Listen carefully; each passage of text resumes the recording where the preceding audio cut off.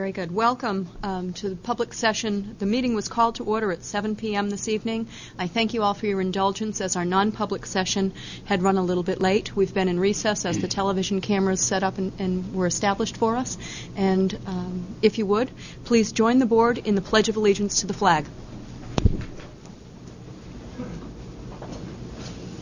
I pledge allegiance to the flag of the United States of America and to the republic for which it stands, one nation, under God, indivisible, with liberty and justice for all.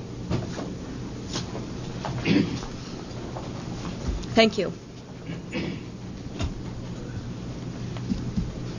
At this time, I'd like to entertain a motion for approval of the minutes dated November 6th, 2006. So made by George. Second? No fighting. Second by Jennifer. Any corrections or clarification to said minutes? Jody? Thank you. Specifically on page 5 of 5, the first paragraph states that Board Member Valancourt questioned the report done by the New England Development Council. That's not an accurate reflection of the conversation. I believe it was something along the lines of Board Member Valancourt was responding to a question by Board Member Markwell with regards to the accuracy of the information on the report. The other thing I wanted to discuss was I brought a concern to Emily regarding the minutes for this last meeting. I don't feel that they're as accurate a reflection of the dialogue and information that was disseminated at our last meeting, and I was wondering if specifically there was a lot of question and answers and dialogue on page 2 of 5, number 6, the update on the district's literacy initiative by Dr. Kim Boothroyd. I would like to see more detail under that. I can't, off the top of my head, go to specifics, but I know I asked questions, Rose Robertson Smith asked questions, and I think there was information that was important that's not reflected in there.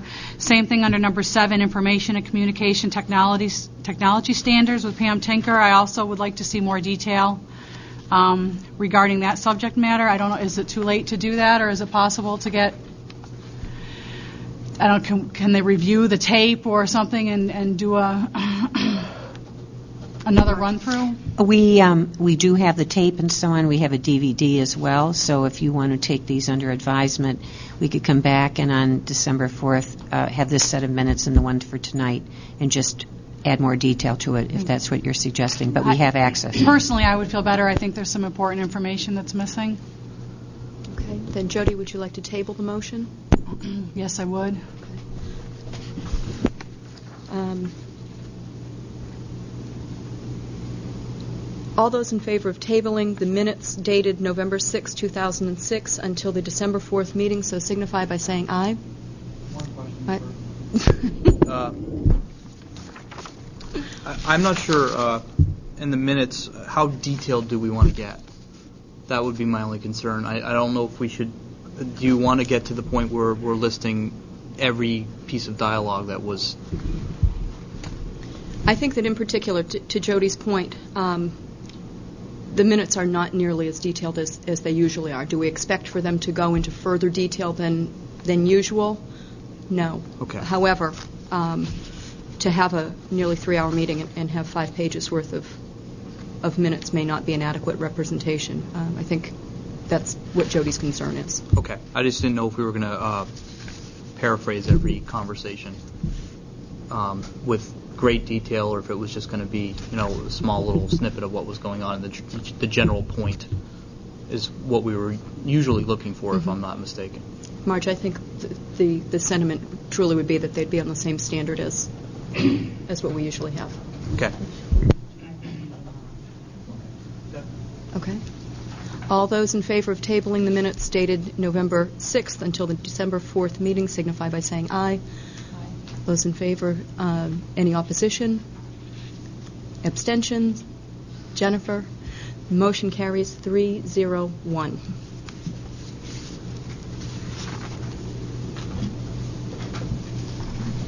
Okay. Okay. At this point, I'd like to open the meeting to public participation. This is an opportunity for members of the public to raise issues, provide information, or state personal positions for the record. We ask that when approaching the microphone, you state your name, address, and any group you represent, while adhering to the written guidelines that appear on the back of tonight's agenda.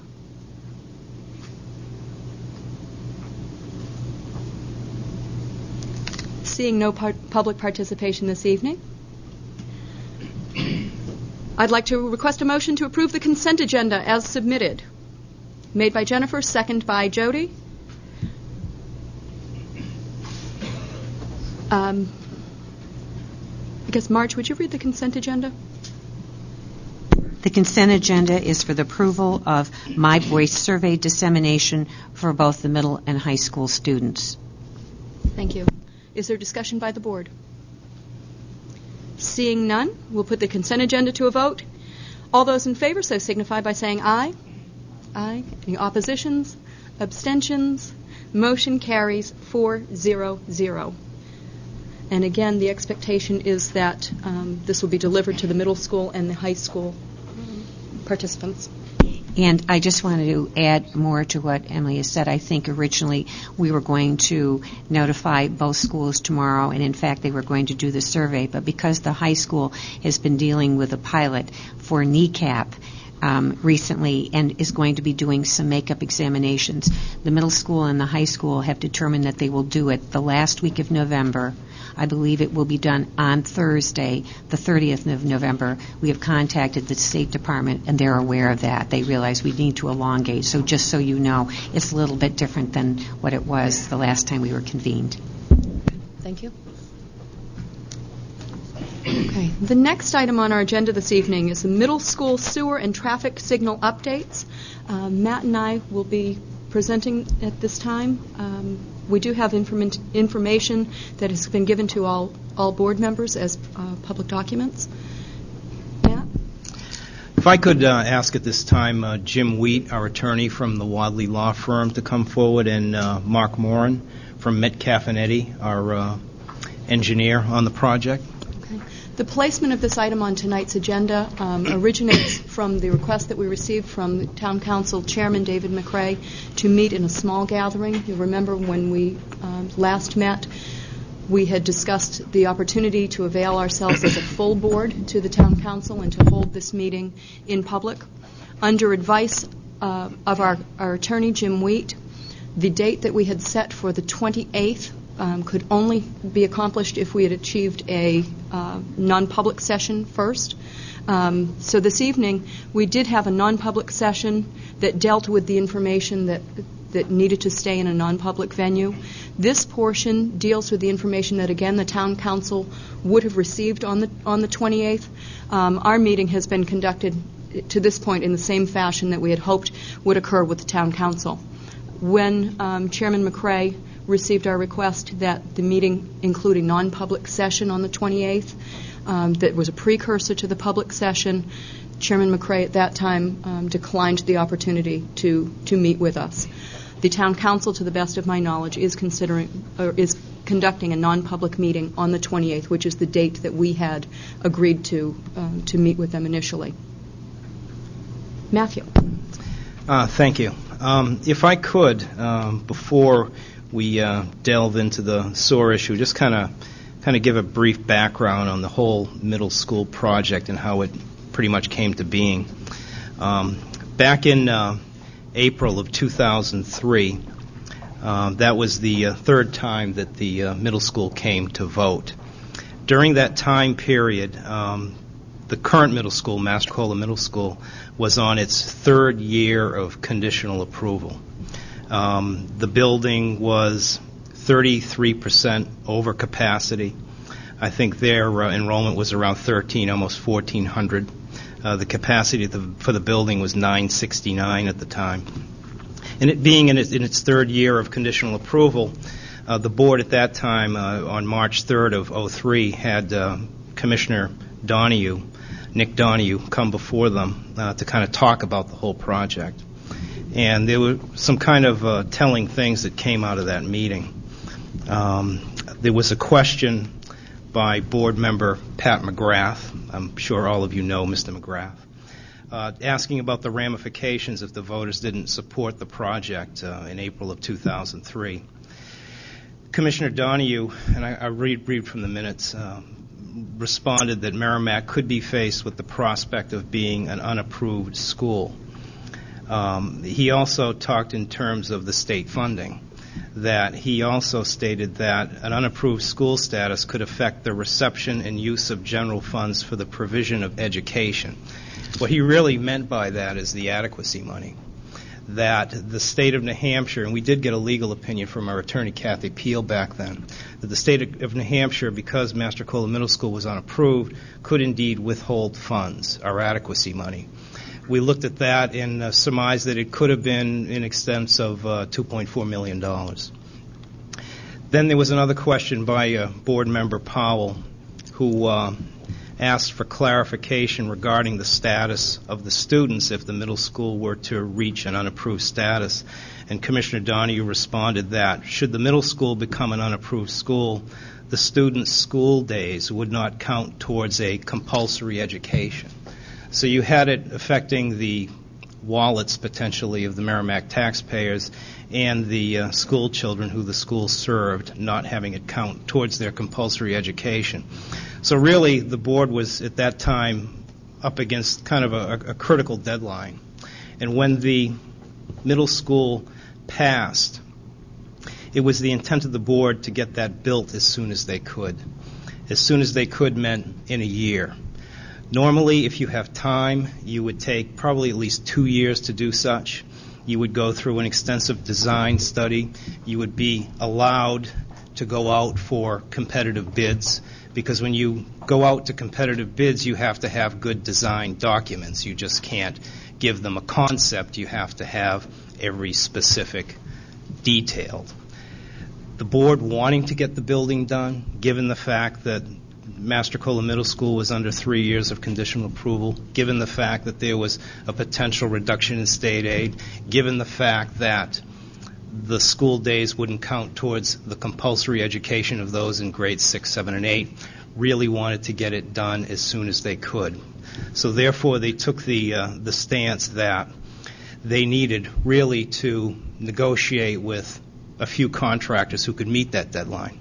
We had our architect at the time, Frank Marinese, go out and doing a little exploratory, surveying those who could meet the deadline for such a huge project in such a short amount of time.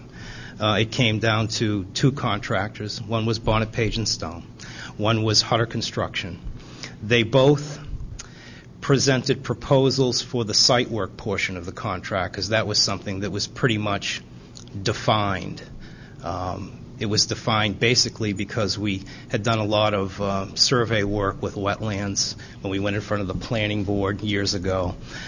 So that was ready to go. So the contract was broken out into site work and the building. Hutter got the site work contract. They then bid on the building, and Bonnet, Page and Stone chose to not go forward. So that's how we arrived at Hutter getting chosen for the contract, and that's how we kind of arrived at a site work contract separate from a building contract. And so when I talk about the sewer line, I'm not talking about the building contract, which is done, completed, paid off, operational. I'm talking about the portion that's the site work contract, because they were two indistinct. So with the sewer line project that we looked at, the line extended all the way from the middle school down to Jessica Drive. It also extends up to where the field house is, near the soccer field and all those utility fields, because there's a field house there with bathrooms there, so there's a sewer line there also. The sewer line was sized in that area to accommodate another elementary school further back in the property at some future time. But the section of sewer line we're talking about tonight only is in, how should I say it, the public right-of-way in the road between the intersection of McQuestion, Babusick, and Madeline Bennett Lane, where the traffic signal is, down to Jessica Drive. That's the section that has been in question as far as being out of specification, having some sags in it.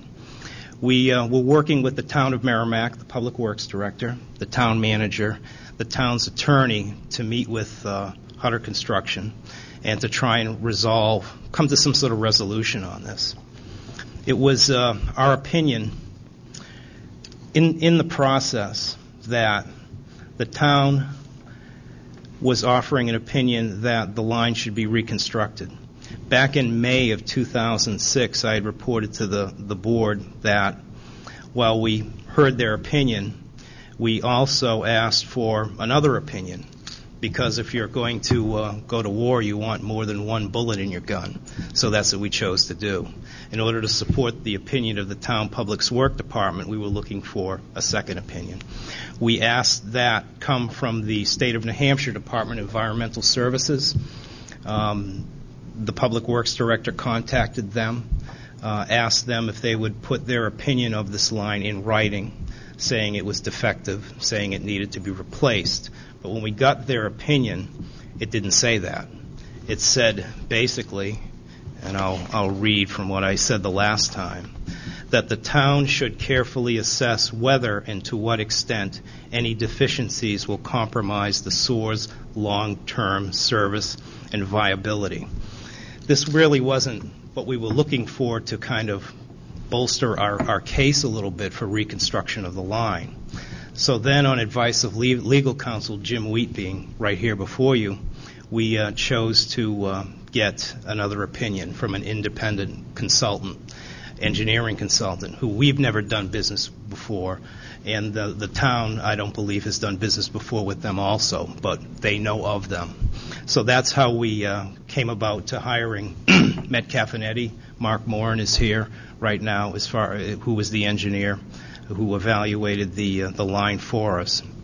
And he can say this better than I, but the conclusion that he reached, in agreement with the town Public Works Director and in agreement with our attorney and the town's attorney, that reconstruction really was not necessary on this line, that the best bet would be to evaluate it over a 3-year period and see how it all played out in that end, that there were certain things that Hutter needed to do in order to correct some of the deficiencies, one of them being there is a SOAR stub on the fourth manhole that has a leak in it where it would connect to a main. They needed to repair that. They also needed to do some work on the roadway, because the roadway only has a base course of asphalt down. They needed to finish paving that. They also needed to do some work on the traffic signal. By that I mean the intersection. Some of the handicap ramps aren't properly to code. They need to be corrected. Hutter has agreed to do all that and to allow us to evaluate the line over a 3-year period. And they worked with Mark Morin to come up with a criteria that would be used to evaluate that line over a 3-year period. In the handout I had given you on page, see if I can find it, page 4, it kind of lists what that evaluation would be. I'll just read right through it if you just bear with me so everybody in the audience can hear. It says the existing 18-inch diameter SOAR will be observed for a period of 3 years in order to evaluate whether or not the noted installation problems, i.e. sections installed at less than minimum slope, pipe sags, and observed settlements at manholes will cause sufficient operational problems as to warrant replacement of the SOAR. During the observation period, the contractor shall perform the following services: jet clean each segment of SOAR in question, and conduct closed-circuit television inspection annually. The contractor shall provide the town with a DVD copy of each television inspection. So what they're basically going to do is every year clean the line, send a camera down the line, look at it to see if the sags have gotten worse or they haven't changed. By sags, I mean, in one of the reports that you have in your packet, they range from 1/2 inch to 2-inch sags in the SOAR line. Another thing they would do is enlist the services of a qualified surveyor licensed in the state of New Hampshire to establish the elevations at each SOAR manhole in question on an annual basis. The purpose of the survey is to determine whether or not observed settlement at the manhole has ceased. By that, meaning that they would go measure the bottom of the inverts, where the pipe goes in, the pipe goes out, where the manholes are, to see if there's been any shifting or settling or whatnot. That would be done by a licensed surveyor. Extend the effective dates of the existing performance bond through the end of the observation period. Currently, right now, there's a performance bond in place. That would have to be extended for a 3-year period. At the end of the observation period, meaning 3 years, the source in question must meet the following criteria in order to be deemed suitable for final acceptance by the town of Merrimack. Item number 1, 0 joint leakage in pipes and manholes during the observation period. Nothing leaks. Item number 2, no additional settlement in manholes or pipes during the observation period, meaning that once the surveyor comes out, does the elevations, looks at the grade, nothing should settle, nothing should move. Item number 3, no evidence of surcharge flow conditions during the observation period. No odor complaints during the period. No service maintenance calls due to either pipe sags or pipes installed at less than minimum slope during the observation period. Meaning basically that no backups, no reason to go in there and clean it, aside from just our annual agreement that we already agreed to in this evaluation criteria. This criteria that you see before you is the culmination of work between Mark Moran and Hutter's engineer with input from the town of Merrimack, meaning the Public Works Director, the town of Merrimack's legal counsel, who is pretty much looked at this and been a part of the process to get us to where we're at. Over the last year or so, just to kind of give you an idea of the effort that's gone into this on all of our parts. You know, we started off with an initial meeting in June 21st of 2005. We had another meeting in July of 2005. We met in September 2005. We met in February of 2006. We met in February of 2006 again. In March 14th of 2006, that's when we started to ask for the letter from the Department of Environmental Services. On March 20, we had a school board meeting. I updated you then. On April 10th, we met with Jim, Town of Merrimack, to review a report that was done by Hutter, because Hutter had their own independent report done by a firm named McFarland Johnson. Mark Moran can probably talk about that if you want to know specifics about it. In April of 2006, we met again to review the video that was taken. There was a time in the end of May of 2006, that's where we had a meeting between Mark Moran, myself, Jim Wheat, and Steve Clark, the town's attorney, where we went to Jim's office to view all the videos that were taken of that line. At that point in time, I left, and Jim and Mark and Steve Clark talked without me present to really kind of arrive at what we should be doing. Should we ask Hutter to reconstruct that line, or should we work out with a solution? Right now, the solution you have before you basically is what all of our thinking is the best case scenario for the town of Merrimack and the Merrimack School District. So if there are any questions, or if Mr. Wheat or Mr. Moran would like to say something at this time, I'll, entertain those. Thanks. Thank you, Matt. Discussion from the board. Jody? I would be interested in hearing what the report from the engineering firm that Hutter asked to take a look at the line, what they said. Hutter provided a report. Flip the toggle up. Is that working all right now? Yes. Hutter hired the firm of McFarland Johnson to do basically the same thing that the town hired us to do on their behalf. And basically what they came up with was a conclusion that the pipe did not need to be replaced. Their justification for that was to use some additional data obtained from there's a national PVC pipe organization that publishes data. They do tests on pipes, and basically, when you design these things, all pipe flow is based on how much friction there's going to be in the pipe. When we design these, we tend to be a little bit conservative, and we use friction factors that are probably a little bit larger than what they actually are. What Hutter's engineer came back and said was, we have all this data from this National PVC Pipe Council that says you really don't have that much friction in new pipe, and when you apply those numbers, the flows and the velocities should be okay in the as-constructed situation that you have. Based on that, they came to the conclusion that their recommendation was not to replace the pipe and for the town to accept it. Very kind of an overview of what they did. And then they provided a series of calculations to try and back that up. Thank you. Further questions or discussion from the board?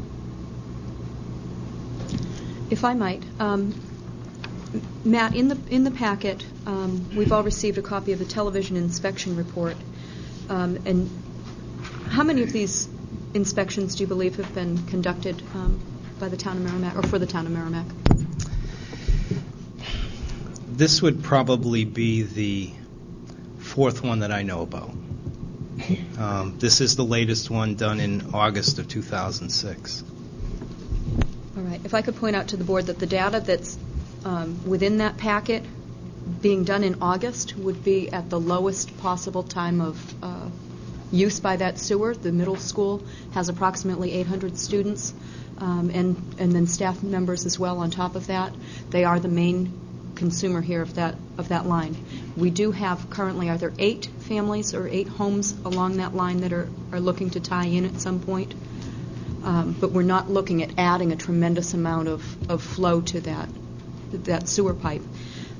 Within that inspection report, even knowing that it's the lowest point of our use, or the middle school's involvement with that sewer line, again, this is a stretch of about 1,100 feet. Matthew, that's 3 football fields. And within that survey, you'll see that there are different codes that are utilized on page number 11 of the materials that Matthew has numbered for us.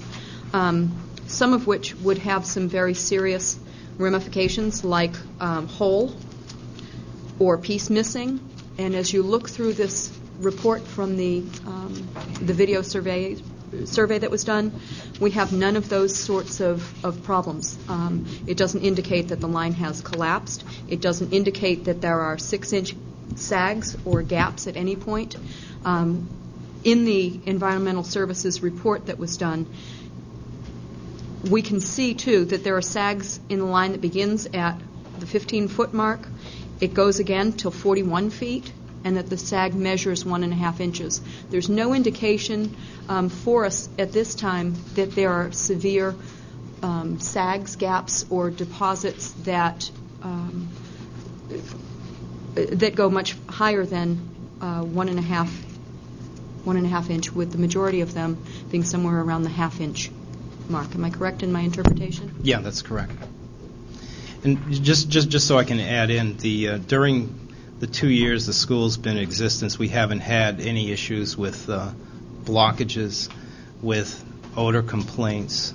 In fact, being it's such a low flow, the line once, and Mark, please correct me if I'm wrong here, if you add more capacity, more flow to this line, because it's an 18-inch pipe and it's laid so flat per the design, that it will actually perform better. Am I incorrect in what I'm saying? Yeah, that's correct.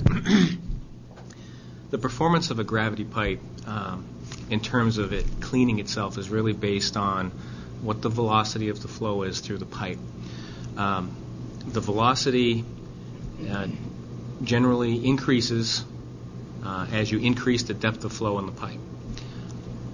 In order to self-cleanse, basically the standard of the industry is that the velocity needs to reach 2 feet per second in order to suspend any solid material that's in there and pass it down the pipe. In order to reach 2 feet per second in that pipe, it would have to be running half full.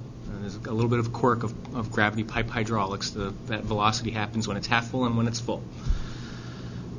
At half full on that particular piece of pipe, it's just over 1 million gallons a day to achieve half full on an 18-inch diameter pipe. Right now, it's my understanding that with the school in session, the flow is about 38,000 gallons per day. So that velocity that you're running through those pipes right now is significantly less than that cleansing velocity. That's not unusual for large pipes like that, but what happens is typically you may have to go in and clean it on a little bit more frequent basis than if the pipe was flowing full or half full and at that cleansing velocity. Matt? Yeah. I just want to mention that I just briefly kind of touched upon it when I was going through the report here and the documentation. On the intersection itself, back in, I believe it was September 4th, Jim, or September 5th, we had a meeting on site. At that meeting were myself, Jim Wheat, our legal counsel, Ed Chase, the Public Works Director, Steve Clark, the town's legal counsel, Gary Bertram, the president of Hutter, Jim Traffey, the vice president of Hutter, John Griffin, Hutter's attorney, and I believe there was a representative from Continental Paving who was there also at Hutter's behest to look at correcting the intersection handicap ramps and paving the road, because right now the roadway just has a base course of pavement on it. You can see when driving upon it, it has a little bit of a roller coaster effect that needs to be corrected. Some of the manholes protrude a little bit more than they should. So really the Public Works Department was really anxious for us to get in there and pave the road, its final course, take care of those problems, and to take care of some of the issues with the sidewalks and the handicap ramps. They're saying that they're perhaps a little bit too steep. And that was all going to be done.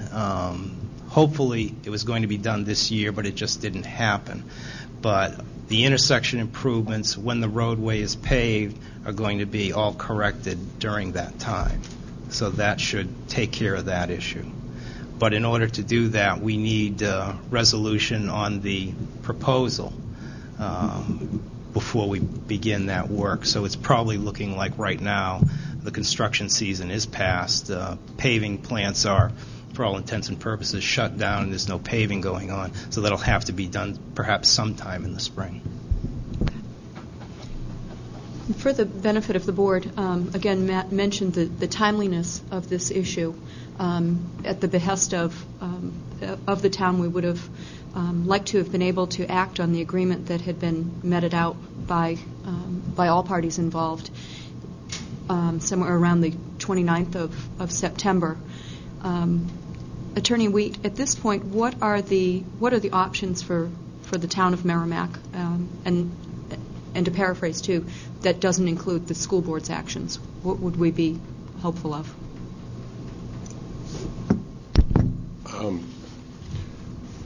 We're waiting at this point in time for the town to make a decision, I guess, with regard to whether they want to accept the sewer or not as a part of the municipal system. There are only two issues that were outstanding as of early fall that have since been resolved, that needed to be resolved before we thought we would have the town's assent. One had to do with the agreement to for each party to preserve their rights if at the end of the 3-year period the district decided, upon the recommendation of its engineers, that sewer was not performing acceptably, and therefore if we wanted to replace it at that time or take any other action to correct it, we could do so and still litigate with Hutter or try to reach a settlement with Hutter without having waived our rights to do so at any time prior to the expiration of the 3-year period when the SOAR was going to be evaluated. The only other issue that remained outstanding was an effort on the part of both parties to, through their respective engineers, to arrive at parameters by which acceptability would be judged at the end of 3 years. That was something Mark did with Mr. Mott, or Mock, I guess his name is, of Hutter's engineer. And that was done, well, it was done early October. I believe Mark had reached an agreement with Mock. So there's no reason, as far as I'm concerned, that the agreement shouldn't have been finalized by the inclusion of those two items, the so-called standstill agreement and the parameters by which the main would be judged at the end of 3 years, mid-October at the latest. Those two elements would be incorporated in the agreement that I have already drafted that Hutter has 99% accepted. Hutter has already expressed its willingness to accept the standstill agreement. They wanted it as much as we did because they claim we owe them $270,000. And so as far as I'm concerned, there's no reason at this juncture that we shouldn't have an agreement in place and proceed to do what we've discussed doing for the last several months. And to the best of my knowledge, the agreement that was reached and that we're discussing would cost the taxpayers very little. The only assumption that we would have are the attorney's fees that are associated with this. We're in right now a win-win situation if the agreement were to be reached. Well, not only would it not cost you anything, but the agreement provides that Hutter's going to pay back almost everything we've spent so far in getting to where we are now. They're going to pay the cost in the future of monitoring the sewers. They're going to pay the annual cost of cleaning the sewers. They've agreed to pay the engineering fees. So I don't know why we don't have an agreement in place. There's no reason, as far as I'm concerned, it shouldn't be done. Very good. Okay. Jennifer? Mark, it's your opinion and yours of, is it Mock? Mr. Mock is yes. He's the engineer for Hutter. You both agreed that with these dips in the line, such as they are, that there would not be a lot of debris stuck in there, if you will. How do you say that? Not exactly. Okay. I'm not so sure that I agree with everything that he presented. Okay. But what I can say is that based on what I've seen so far and the information that I have, is that what's in the ground right now isn't going to perform substantially differently than had it been installed dead on straight and exactly at the elevations that were originally designed. Even if it was installed per design, you still have very, very low flows in comparison to the size of the pipe. And that, as I discussed before, results in velocities that are lower. And you would probably experience very similar things if the thing was put in as designed. So, my conclusion is that right now it isn't going to perform substantially differently.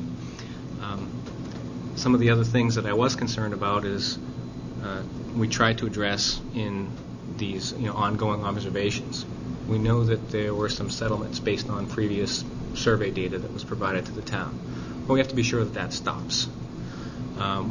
We don't want to see any unusual blockages in the thing.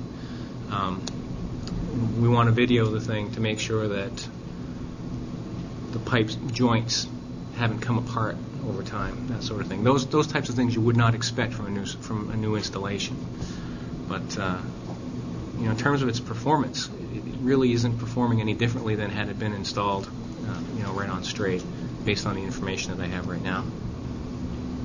And if the choice of materials were different, would that affect the outcome at all?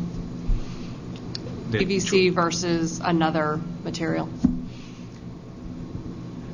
you'd be speculating as to how the installation would have actually went. Based on what I've seen, it doesn't sound like the material choice is the issue here. It sounds like the preparation of the trench is really what caused some of these sags and some of the settlements that you see. That in combination with a very high water table and a dewatering effort that, again, based on the reports that we've gotten, perhaps it could have been dewatered a little bit better than it was in order to form a more stable base, and you might not have seen these things. So it's really, in my mind, not the material selection. It was the preparation of the trench that is resulted in what you have in front of you right now. Mark, if I may, we're talking about 1,100 feet of sewer line that extends from the intersection of Babusick Lake and Madeline Bennett and McQuestion Roads to the Jessica Drive. In that 1,100 feet, what degree is the slope off by? Well, in that stretch, there are 4 runs of pipe. The first 2 runs, let's start from the upstream side and work down. So the first 2 runs by the middle school are actually steeper than minimum slope. Minimum slope for an 18-inch pipe, in order to meet design criteria, is 0.0012. Those first 2 runs are at 0.0014. So in terms of their average slope, they exceed what the standard design criteria would be. They do have sags in them. That's not something that you would have, but so that's another concern. In terms of the average slope, those 2 are okay. The third run, again based on survey, the most recent survey that I have, is at 0.0011. Compared to 0.0012, I mean that's really negligible in terms of average slope. I mean it would be very difficult to measure that. So for all intents and purposes, that one is okay. It's the final run that ties into the existing manhole on Jessica Drive. That one is at 0.0006. That's half of the minimum slope. Again, each one of these sections has the sags in them. So, that first section would, if I was going to,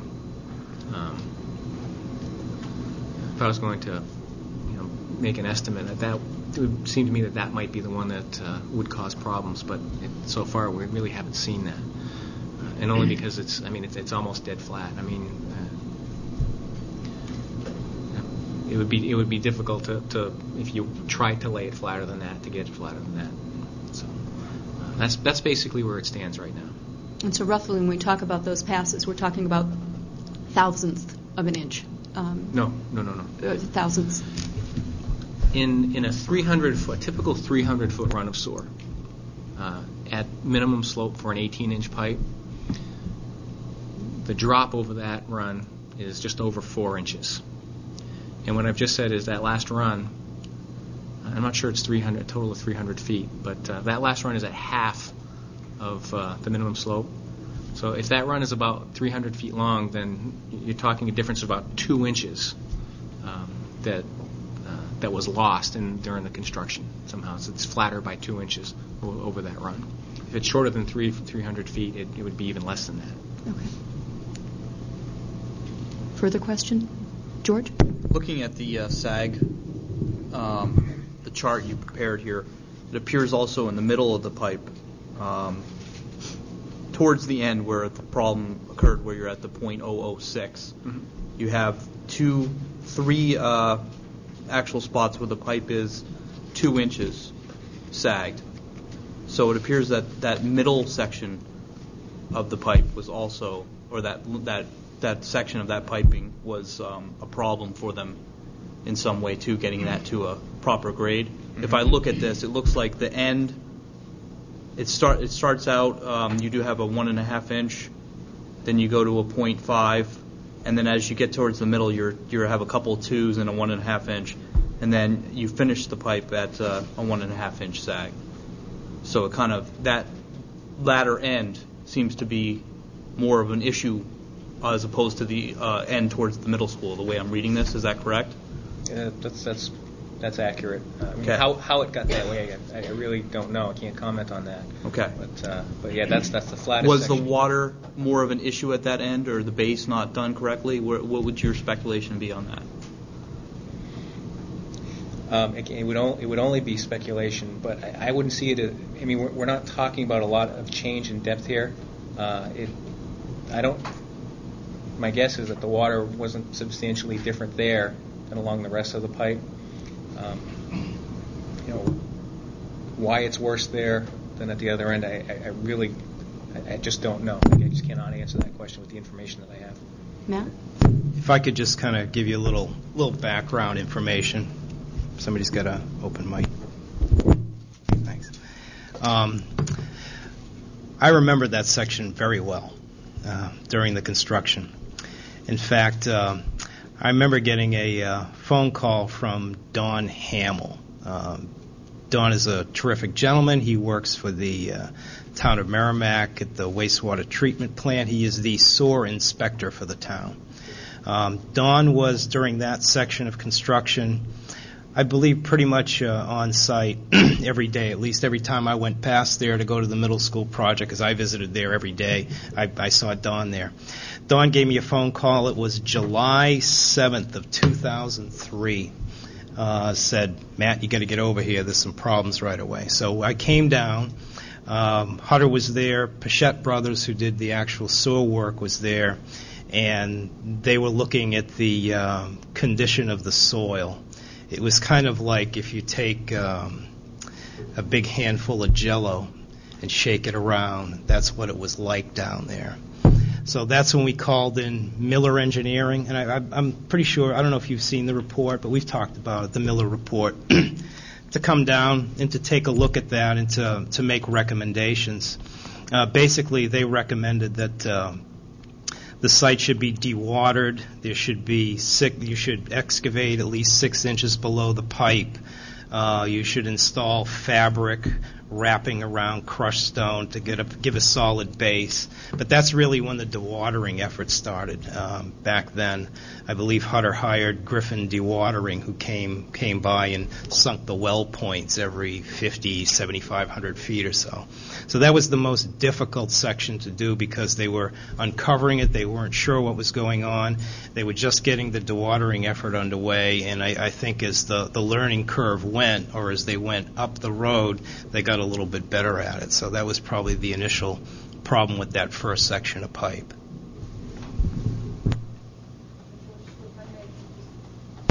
If I may correct just one point, the grid that you were referring to was not prepared by Mark Morin of Metcalf and Eddy. That's the video report that was generated for the town of Merrimack.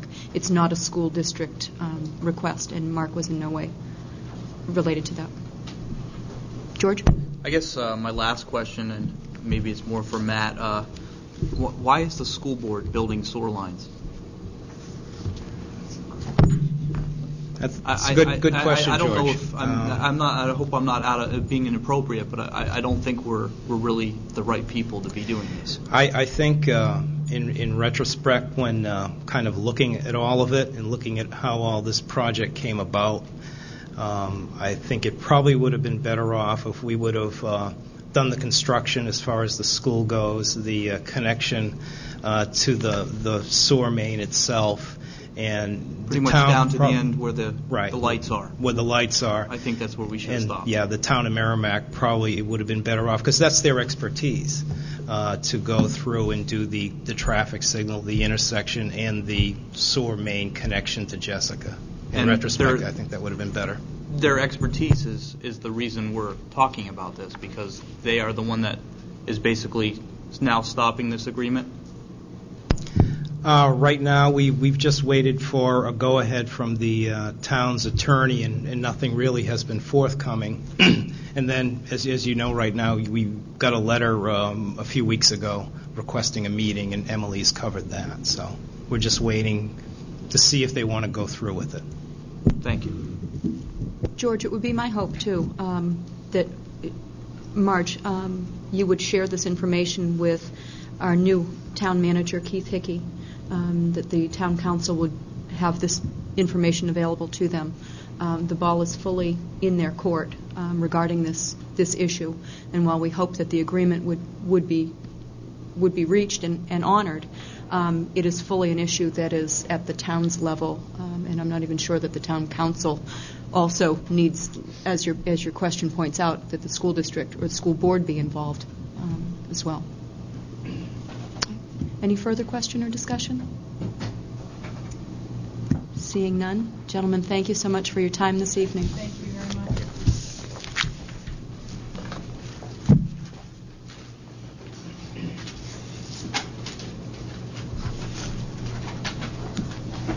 Okay, the sixth item on our agenda this evening is the Lemelson MIT Inventeams project. It's the biodiesel project that's being conducted at the high school.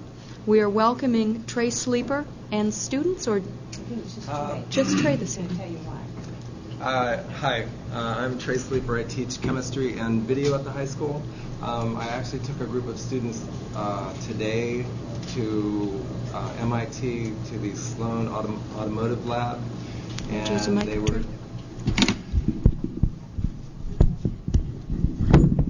Actually, I'm going to have a hard time sitting down. I really like to stand up and talk. You can take it from its... So I'd taken a group of students today to the Sloan MIT Automotive Lab, and I'm hoping it's always the technology. I think, Trey, while you get that established, Marge, would you give us a little background on the biodiesel? I'm sorry. Biodiesel project started about last year, this time of year. The leadership teacher group put forward a proposal called the Social Entrepreneurial Student Leadership Challenge. And my AP Chemistry students were interested in this project. The brochure that you have in your packet was prepared by them last year. I start my chemistry year off teaching organic chemistry, and one of the labs that they do, they take vegetable oil and turn it into diesel fuel and glycerin. They went to this meeting for this challenge and decided to form the Merrimack Biodiesel Group, our crew. And this is not going to work. Let me try. This was actually, so one of the projects they had to do was to make a PSA.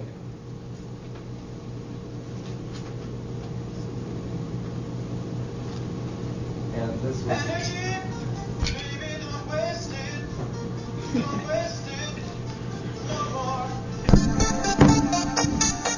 Baby, don't waste it. Don't waste it no more. Energy, baby, don't waste it.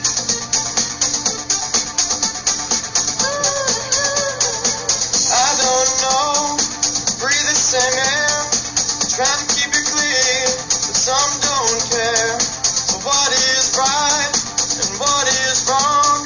Let's give it a sigh. Energy, baby, don't waste it. Don't waste it no more. Energy, baby, don't waste it. Don't waste it no more.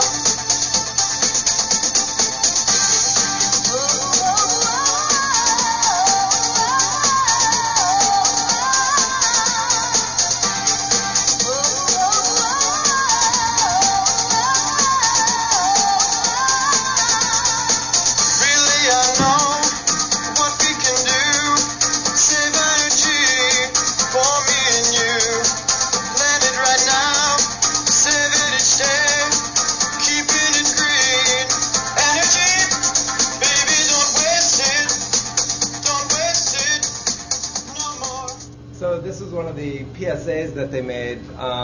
The program had them... Well, this just is not working for today.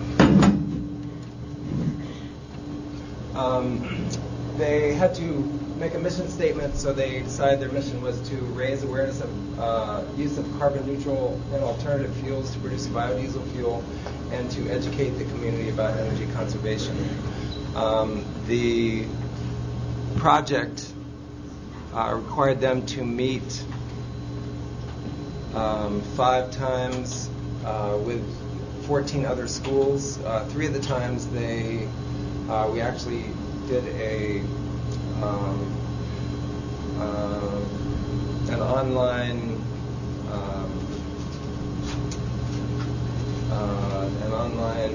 the social studies department has a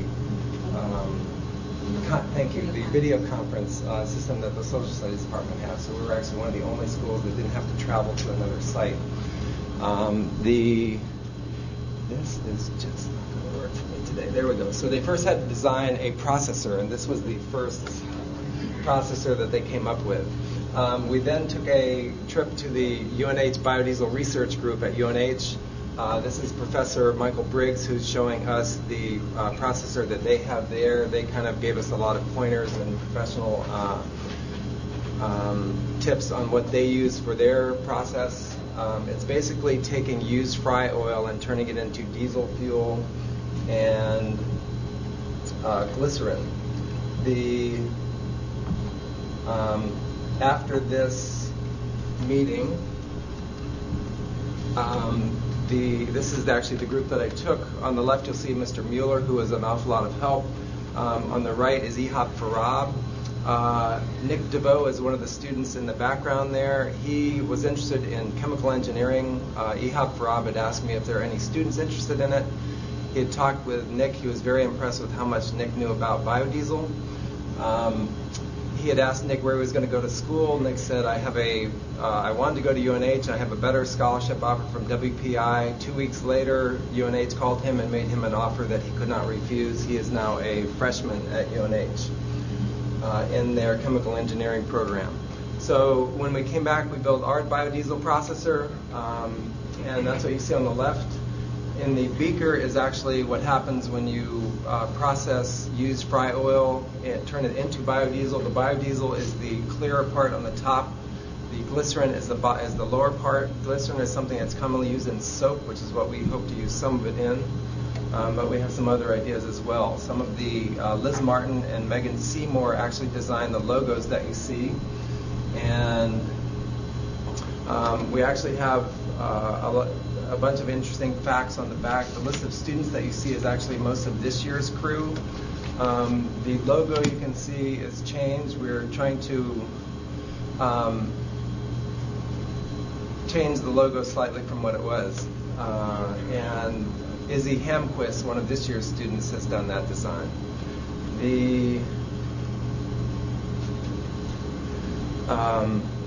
So after our number of meetings, we went to a competition in Milford at the Boys and Girls Club. The students represented Merrimack very well. It was an all-day competition with 14 other schools. We ended up placing 3rd place. They were given a $300 check there, and they put forward the proposal in which they wanted to get a bus, among other things. And then we also did some outreach at Thornton's Ferry Elementary School. I've done a lot of work with Denise McLaughlin there, and she has some great students. So it's actually one of the most rewarding experiences when I take high school kids to work with elementary students. Additionally, Tyler Key, Amanda Kahn, and Desiree Amadeo made a proposal for youth venture and presented to them in Nashua. Their board, they gave us a $1,000 grant in order to continue with our program. I have done 2 of the Pay for Performance grants that the Merrimack District has, and in May last year I actually wasn't doing one. So with my free time, I came across the Lemelson MIT Invent Team grant and applied for that, and was told in June that I was one of the finalists. it really made me think a lot about why I'm doing what I'm doing. And so one of the things I'm very aware of is that there is global warming going on as we speak. Biodiesel is a carbon neutral fuel, and being energy conservation, I think, is quite. I also saw Tom Friedman speak, who talked a lot about the price of oil as it goes up. The pace of freedom around the world seems to go down. Didn't think his data was very scientific, but he ended with the line of, "We're funding both sides of the war on terrorism. How smart is that?" That made me think that I kind of sometimes as a teacher have to live on the edge. We had wanted to get a bus to use this year. I had talked with Matt Chevernell, who actually put me up to Laidlaw by the name of Howard Anderson at Laidlaw, who we spoke with and offered to donate 2 buses for the project. So the white buses that you see out there were part of that initial project. I am a little bit impatient, and they were saying that, it might be coming, might not be coming. So I had a free trip out to St. Louis and found a bus on a surplus site. So I flew out to St. Louis and picked up a bus at on a used Air Force bus, and then drove it back to New Hampshire. The sergeant, when I went to pick it up, said, "You're driving this where? It's been sitting for a year. You must be crazy." But it was all so that when I got back here, I could have something for the students this fall. And I'm trying to expand the program to include some of the auto shop students. And I actually have 4 that I took with me today to the automotive lab at MIT. The white buses did finally come, thanks to Matt, in October, and our plan is to run one of them on straight diesel, run one on a mixture of biodiesel, compare the emissions and the long-term maintenance. And then our Lemelson MIT grant, I found out about the middle of October that we had gotten an $8,700 grant from MIT to basically to build a solar-powered biodiesel processor. So we're going to turn our prototype processor that you see in the brochure into a solar-powered processor. We have contacted GT Solar, who is a company in Merrimack, one of the only turnkey companies that can produce solar products, and they're going to help us out. Phil Carl, whose daughter Lauren is on her roof with her solar hot water system. He's going to be helping us build a heater as well. And we'd like to put some wind power, if possible, as well. We had Mr. Dave Smith from the Manchester Transit Authority speak with the students a week ago Thursday. He was part of a 3-year biodiesel project when he worked in Cincinnati. Spoke to the students for about 60 minutes, got them very excited. That is actually our current group. Not pictured is Sandra Peterson, Jess Montemini, Kurt Sullivan, Steve Whitney, Kyle McCabe, Justin McGarry. MIT gave us a neat little banner. We went to the Sloan Automotive Lab today. We were given a personal tour of this facility. It was phenomenal. 2 graduate students, PhD students, presented to our students for about 45 minutes. I had 17 students and 1 teacher with me. This is actually a picture of them in the lab, and the 2 MIT students are at the front end and at the back end there. And of course, you can't leave MIT without getting a picture on the steps. At the end of it, the students came to me, and 3 of the seniors said it was the best field trip they'd ever had. And Mr. Vandekar said that it was also one of the best field trips he's had. This year, we're going to be doing public service announcement. Ms. Masterton is going to be helping us out with that. The diesel vehicle help is from Mr. Vandekar. Ms. Lorenzo, Mr. Carl are going to help us with the solar processor. Mr. Davis and Ms. Flores are helping us do some energy auditing. And then we've got a biogas and bioenergy. We're going to be touring the Anheuser-Busch plant. They just put in a cogeneration facility last year, so they've offered for us to take a look at their site. I'm very lucky to teach, and Krista McAuliffe is one of my heroes. I met her mother when I was at Space Camp 2 years ago, and it's the only reason I'm here is because of the support of the teachers in the building that I've had, the professional support of the administrative staff of this district, and the parents allowing me to work with their students. Thank you very much. Thank you for that, Mr. Sleeper.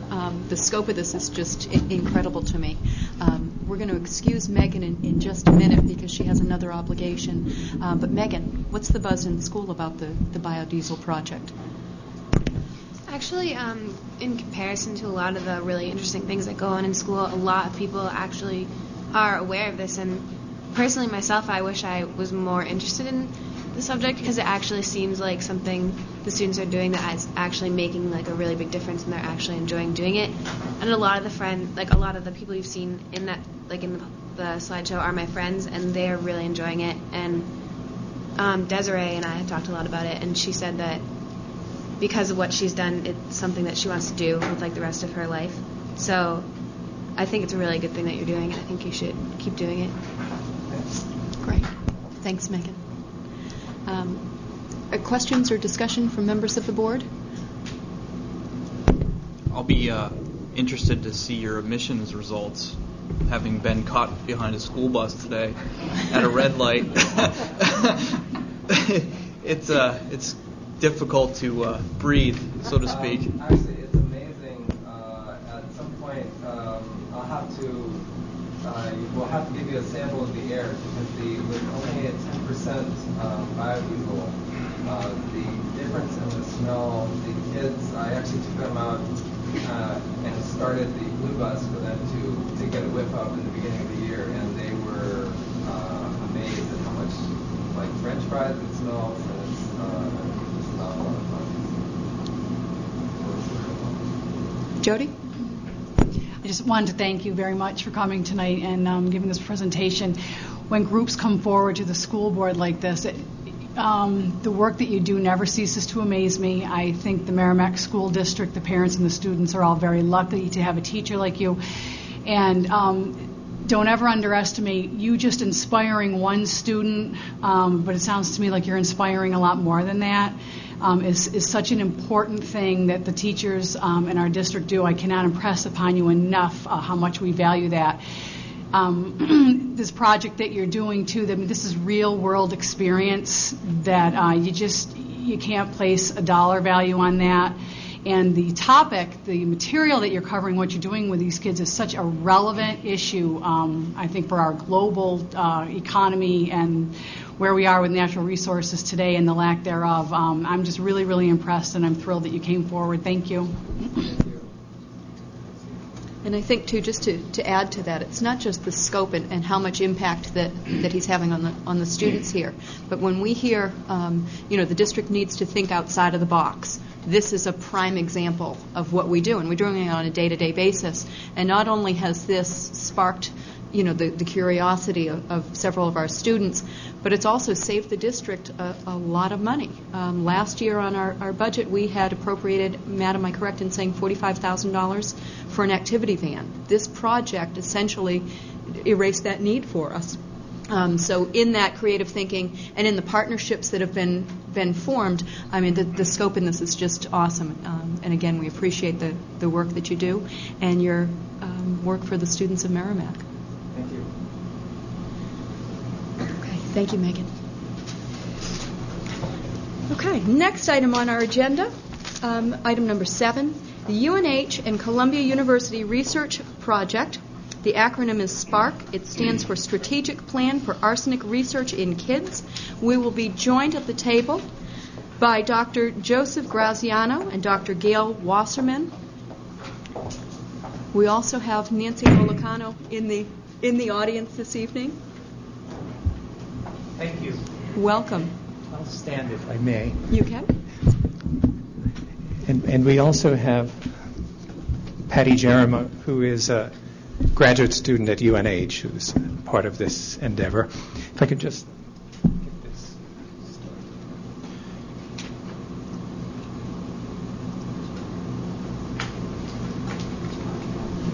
started.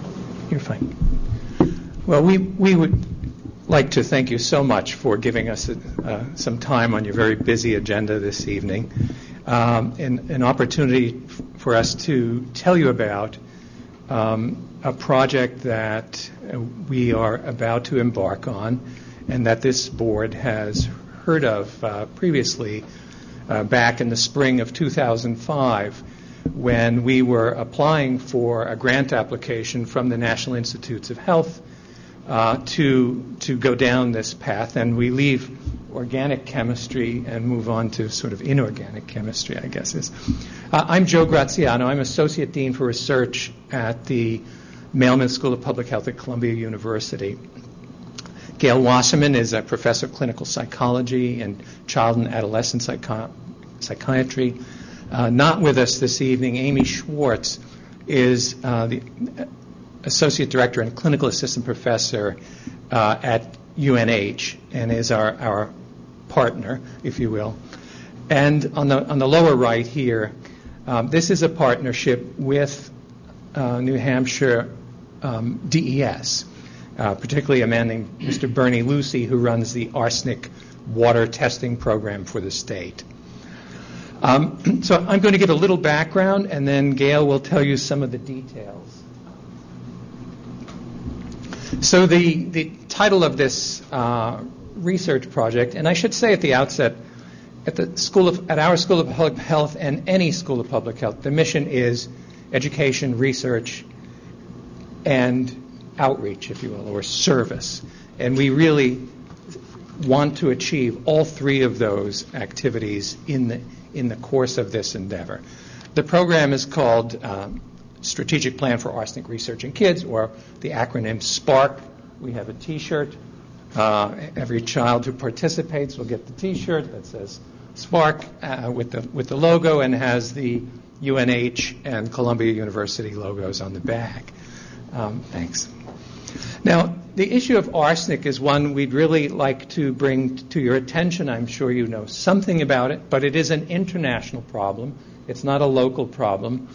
And much of what we know about the hazards of arsenic from drinking water come from Taiwan, where at the early part of the 20th century, and again after World War II, two separate communities switched from drinking surface water because of microbial contamination in the water to drinking groundwater, not knowing that the groundwater was naturally enriched in arsenic.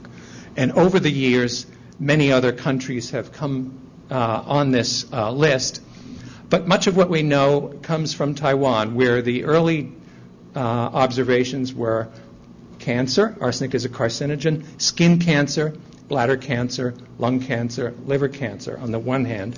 And here in New Hampshire, there have been several studies now that link, the consumption of well water to bladder cancer. If you look at the map of the United States, New England lights up in terms of the incidence of bladder cancer.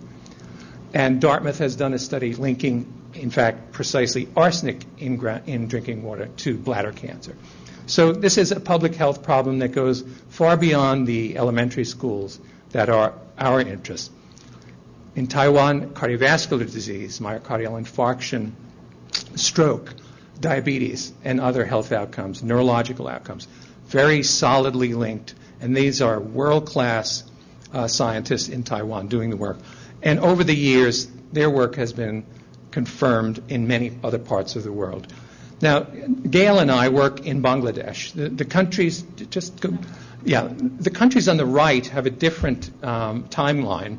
UNICEF, around 1970, went into South Asia, and in an effort to reduce infectious disease due to dirty surface water, they started a campaign putting in simple hand pump wells to switch people away from the contaminated surface water, which was causing diarrheal disease, to drinking groundwater. And so we've been working in Bangladesh, and in particular have been interested in studies of children, and school children, 10th 10-year-old children was our first endeavor. And here is a child in Bangladesh doing essentially a test of the child's abilities. This is part of the WISC-3, the so-called block design. Next. And here's where I need to basically show you why we're here in the elementary school. So we tested 200 children, and if we rank order them by their water arsenic at the household and divide those into 4 groups, 4 quartiles, where the dark blue are those with the lowest water arsenic and the lighter blue at the highest. What you see here this is not an IQ, but it's just the score on the exam. What you see here is a dose-dependent decline in the child's performance. And in particular, these are the 2 subtests of the WISC. In particular, it's the performance subtest, or visual motor functioning. And so this led us to ask, well, what about here in the United States? And might it not be an issue here? And if you decide to take this to the United States, where would you go? And this is simply a map from the U.S. Geological Survey website showing you where arsenic is naturally occurring in groundwater. And needless to say, you can see here in New Hampshire and in New England, there is naturally occurring arsenic in groundwater. Surely there are other parts of the country as well, but here we are. And if you look at the map of Maine and New Hampshire, in fact, it's the brown areas where arsenic is most commonly found, near the coast, if you will. And if we look at the state and we ask, well, how many households have wells that are not in compliance with the current standard? And the current standard, it's easy to remember, it's 10 micrograms per liter. And if we look at the state level, it's sort of a busy slide, but just look at the 2 black lines. Here's arsenic concentration. Here's 10. And this is the percentage of households, percentage of wells that meet that standard. In the case of municipal wells, virtually all of them meet the standard. Some 98% meet the 10. And those that don't are now being treated as of January of this year. But if you look at household wells, only about 85% of New Hampshire wells meet the 10 standard. And in fact, the distribution geographically is heterogeneous. So the U.S. Geological Survey, for example, has looked in great detail at the lower 3 counties here, Hillsborough, Rockingham, Stratford. Here, as you know better than I, and here we are. And they have tested many, many household wells in this area. Okay. And here are those 3 counties.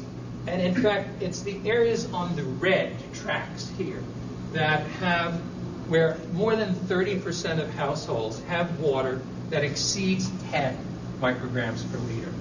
And in fact, here we are, here, in fact, this area where we are has the high, not only the high rate of exceedance, but the diameter of these circles refers to the actual concentration. They have the highest concentration. So they exceed 10, not just by a little, but often by a great deal, as high as 100 or more micrograms per liter. And so this is why we're here. And so in conclusion, from my little spiel here, in some parts of New Hampshire, namely right here, 30% of households have wells that exceed 10 micrograms per liter.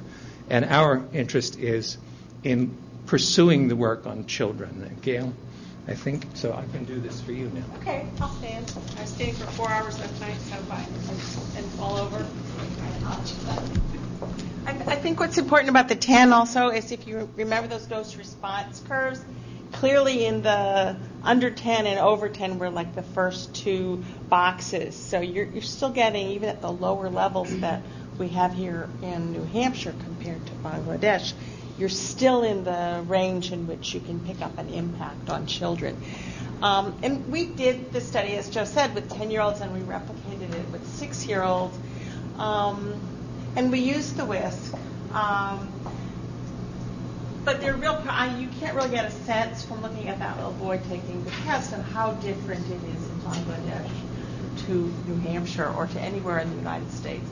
The IQ test, and there really is no IQ test that has been standardized for use in Bangladesh, which means a lot of how a psychologist tests has to be altered. Some items just don't work in that context. So, for example, one plate shows a bathtub without handles on a faucet, and the child's supposed to tell you what's missing. And our kids in Bangladesh bathe in the irrigation ditch. So some items get eliminated, some items have to be changed, so that instead of apple and orange, we're looking at mango and bananas. But some things are really even worse than that. When you standardize a test, what you do is you really mush it into a thing that has a mean of 100 and then standard deviation of 15 on either side of the mean. So we're really very clear if we wanted to rank order kids into a metric that's meaningful. And we couldn't do that in Bangladesh. So we very much needed, I think the field needs that work to be replicated in a setting in which you can actually use an IQ test. So when Joe says we don't really have an IQ, we have like a number of points, number of items passed. So it's sort of like an IQ, but it's not. So when people say for this much arsenic, how many IQ points are lost, I can't answer that question. I mean, I don't know, is it this big or is it this big? And that's really what we're looking to you for your help to help us out. So we really want to look at what's the relationship between well water, arsenic in this community, and child intelligence in fourth grade children. Fourth graders, because that's really what we looked at in Bangladesh. And altogether, we hope to get 500 children. We have 2 years in which to do that, and we have a range of schools in which to do that. They don't all have to come from this community. And each young person's actual exposure to arsenic would be measured by looking at, because not just their exposure in their well at home, kids are going to differ in terms of how much water they drink or how much water from home they drink. So we can measure that by looking at their arsenic levels in urine and, believe it or not, in toenail clippings. Okay, so I don't know if you can read this. It's kind of small. This is what we worked out in terms of logistics. You all know who's in your schools, and we don't. But we could prepare an envelope that would introduce the study to the family, and I believe that someone at your end would have to stick the label on, or our people could stick the labels on without looking. But the letter would be sent to the parents of every fourth grader. And then if the parents were interested, they would call our staff here at UNH to arrange a home visit. That home visit would be conducted by Patty.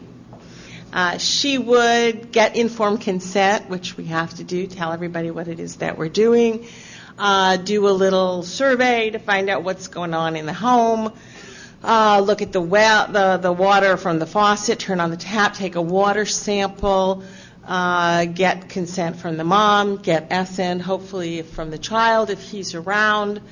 And then the water sample would come back to Columbia, where we would analyze it for arsenic and 32 other elements. So we're really beyond just arsenic here at Columbia. And then once the analyses are completed at Columbia, 2 forms of feedback would come back to the family.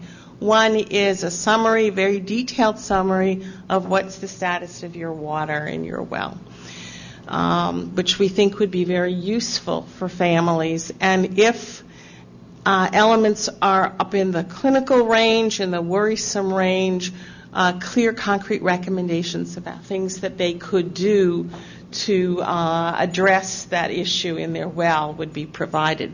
The other place we can give feedback has to do with the IQ test, And although we have a trained person who is doing it, it is by no means a full clinical assessment. It is an IQ test. She is reliably trained. And we do feel, our IRB feels, we have to get back some feedback to families. So I've done this before a lot of times. We have to take the information from the IQ test and put it into a summary that hopefully will be informative without numbers, so that people can have a range of some feedback about how well their child is doing. I have found that that's very useful to families, especially if there is a problem. I believe absolutely it's highly unlikely, these are fourth graders, that anything we're going to find out is something you all don't know already. If kids are having trouble, they're probably already having trouble, and people know about it. But this is informative.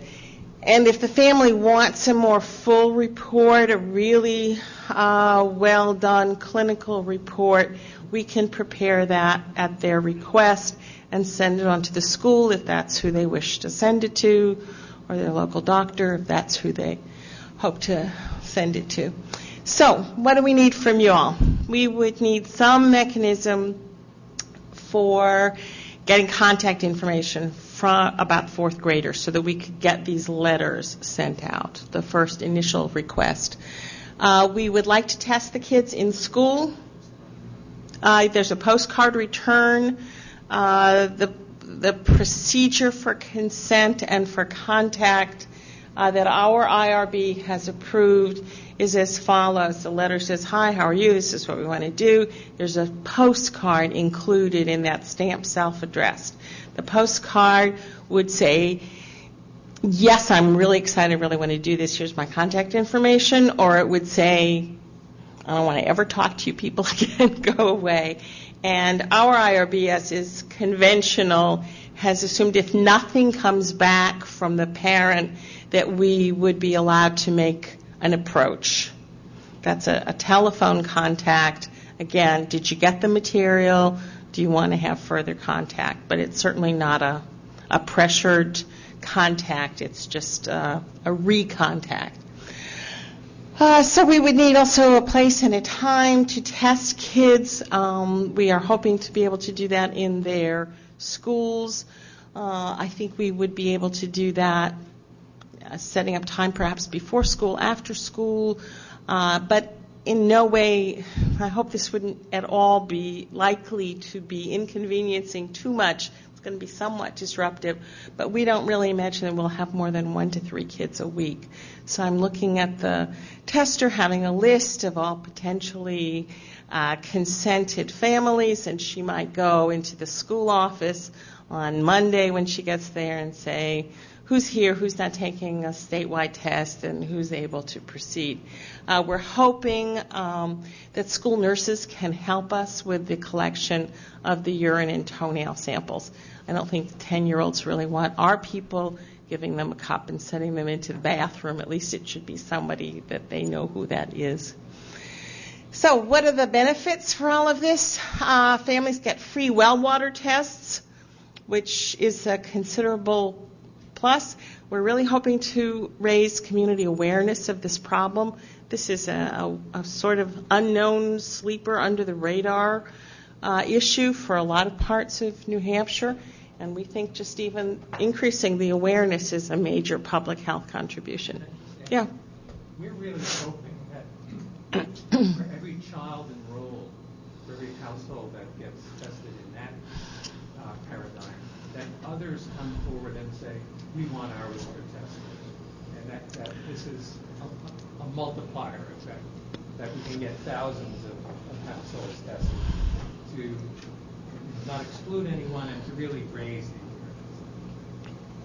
awareness. We'd like, if possible, to think of some way of working with your science teachers, perhaps if there's an in-service training or something, although it doesn't sound like you need our help at all. It sounds like your science department is cooking on multiple burners.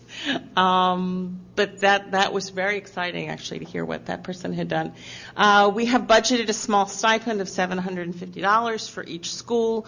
to cover perhaps the school nurse expenses or the difficulties of giving us the list of people's names. And that's it. Thank you. Thank you for your presentation. I'll point out to the board that this was approved. It may very well have been George's very first meeting in 2005, or it may have been the meeting just before. But the board members that are new to the table, Ms. Thornton and Ms. Valancourt, would not have had any knowledge of this. It was approved over a year ago, 18 months ago, and there was a lag in funding. So at the request of the school district, the researchers from Columbia have trekked up here for us this evening to give us more background information and to ensure that all board members have the same information on this project. That said, I know Jody and I have a vested interest in that we have fourth graders who would be tested. Are there questions or discussion from the board at this time? Jody? I just want to thank you for coming this evening and presenting the information. It's eye-opening for me. I wasn't aware of the widespread problem in the Northeast. I'll be very interested to see are the results going to be shared with the school district for the children that are tested in our school district? You mean the overall findings? The test results? Most definitely. Water? No, not the. I don't think you're referring to the individual results, but the overall finding. Yeah, definitely. We look forward to coming back. Of course, that's a process that will take 2 years before we have the definitive answer. I'll be very interested to see the overall results. It's fascinating. Thank you. Matt? Just for clarification, this is for people who are on their own private wells, correct? Yeah, because I've been in receipt of a report a few months ago from the Merrimack Village Water District that shows all of their water and specifications, so I just want to reiterate that. If I could add, though, we've talked about this at length, and we don't want to exclude anyone. So what we propose to do is even include those. We're going to send letters to all fourth graders because we cannot know a priori who is and who's not on a private well. And if people step forward, we'll take them, knowing full well that some of them will be on town water, and that at the level of statistical analysis, we would treat them differently, if you will. They have to be excluded from the analysis because they don't have private water. And while our family would be excluded because of the well issue, it should be interesting to let you know that when we moved into town and we purchased our own home, we had the well tested and the arsenic level was high, and that was the catalyst for our family joining the town water. It would be interesting also to maybe find out what the demographic is of the people in town who are still on well water and have the town line extended to their point, but choose just to make that determination of keeping their home on well. Other questions, George? Very interesting. I know from my personal, I've done some research on mercury. I know we've seen, especially in young boys, mercury tends to be a contributing factor to autism, and it's being traced back to perhaps the use of thimerosal in vaccinations as a way for pharmaceuticals to preserve their product, keep the money on the shelf a little longer. A mercury product was introduced as a preservative. You mentioned other things you were going to look for in the water. I assume mercury would probably be one of those? And mercury is one of those. It's generally not an issue in groundwater, but it is. I mean, we're doing the whole suite of metals, basically. There are a couple of other metals that do appear in New Hampshire groundwater. Uranium. I mean, you have a radon problem. Where does radon come from? It comes from uranium, which is in bedrock and in the water. And from time to time, we will inevitably find a household that has an elevated uranium level. The treatment is the same as it would be for arsenic. And the treatment, I should say, is not inexpensive. There will be families who will be notified that they have a problem, whether it's arsenic or some other element, and it may become a dilemma. To treat the kitchen costs, the standard filters that you buy don't work. So it's a sort of sophisticated system, reverse osmosis.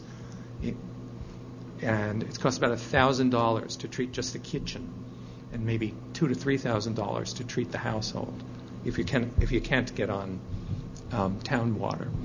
And so I can imagine that there may be households where this becomes a concern. Perhaps there's a family who's notified that they have an issue with groundwater and they don't have the resources to mitigate. There was a concern raised in the paper by a Merrimack parent of the amount of special needs students that we do have in the town of Merrimack. So I'll be interested to see your results if that's a contributor to some of the things that I've looked at in the past as far as numbers. Thank you. Further question or discussion from the board? Jennifer? As far as the contact with the families, can you go through the process, how that will work? So we're proposing to send a letter from the school, and the letter, yes, it would be signed by UNH and Columbia folks, but you have the mailing lists and you're privy to that, and we're not. And along with that letter is a postcard, and the postcard allows parents to send it back and say, yes, I'm interested, no, I'm not. And if yes, here's my contact information. Both the Columbia IRB and the UNH IRB have approved the following. If parents don't respond, then they give us permission to recontact the family because we haven't heard anything from them, and so that's neither a yes nor no.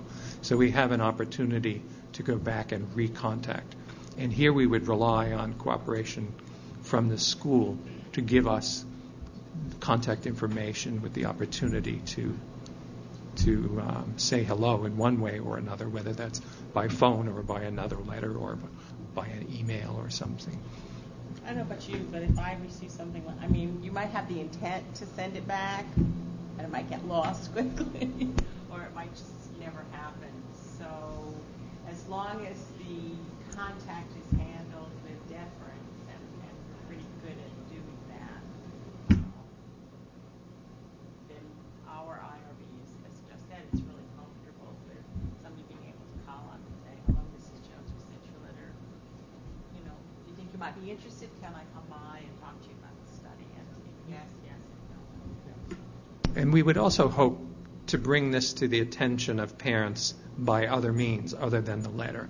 Amy Schwartz, who's the assistant professor at UNH, who could not be here, she's the head of her PTA and is connected with PTAs. I don't know what the network is, but we would hope to bring this to attention, and perhaps even through local news papers, a press release or something. The SPARK study has been initiated just to bring it to people's awareness so that when they get this letter in the mail, it's not from Mars. Only from Columbia. New York.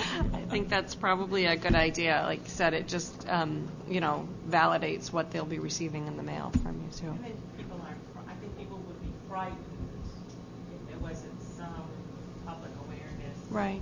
Just getting a letter and saying, whoops, this is a high arsenic.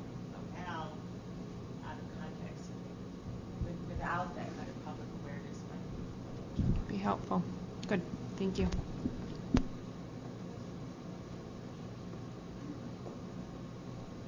Seeing none, thank you so much for your presentation and making the trip up to beautiful New Hampshire this evening. Thank you.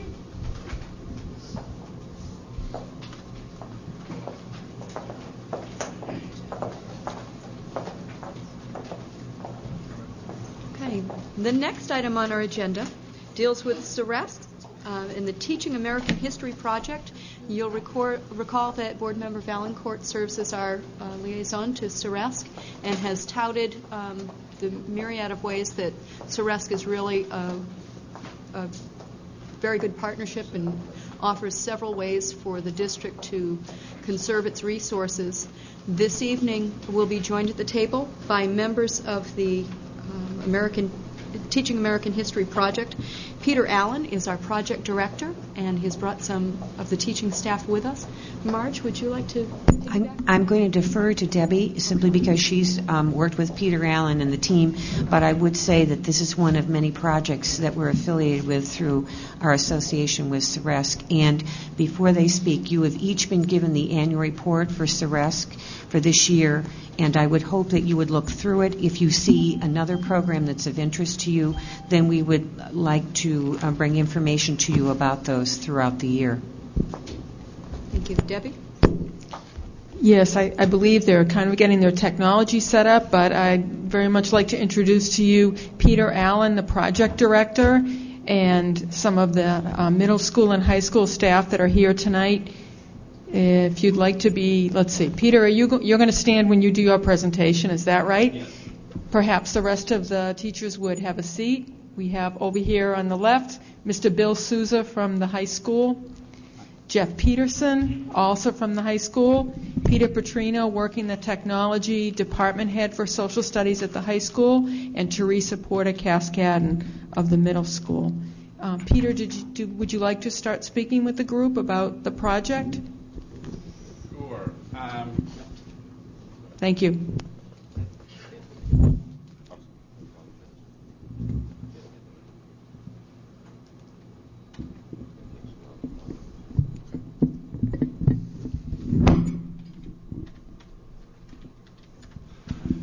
Good evening. My name is Peter Allen, and I'm the project director for the Teaching American History Grant.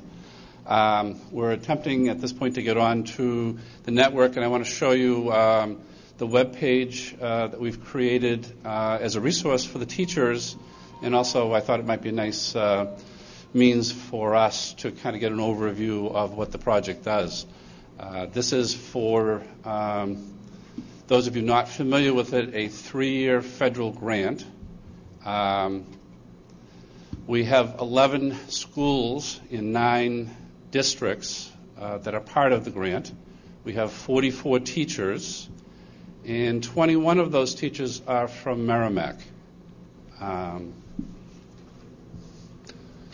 One of the things that I'm particularly happy about is I believe at the high school there are 13 social studies teachers, and we have 13 active participants this year in our project from the high school.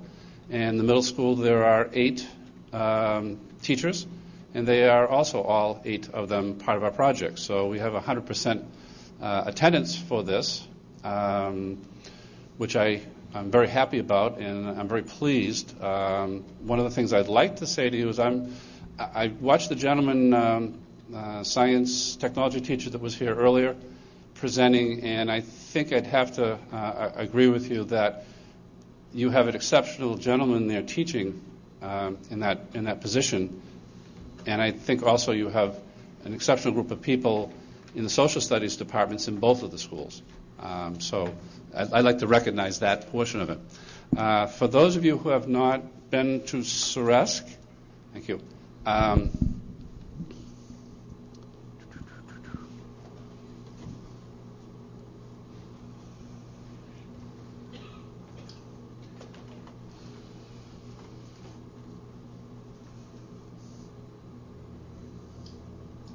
There we are.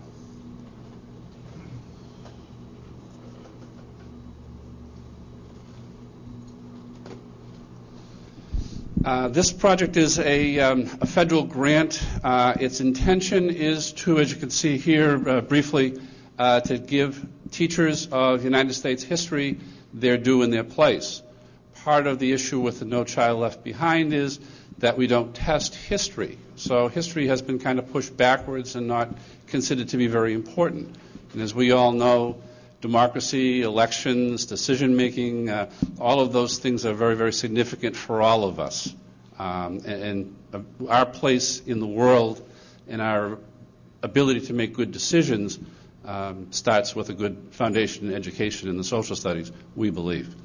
So our focus and our aim then is for this 3-year grant to partner us with Ceresc. And if you can see the participating schools here, Merrimack High School, Merrimack Middle School, et cetera, down, we've got a mixture of middle and high school. We have a great group of teachers. Some of them are fairly new. Many of them are experienced.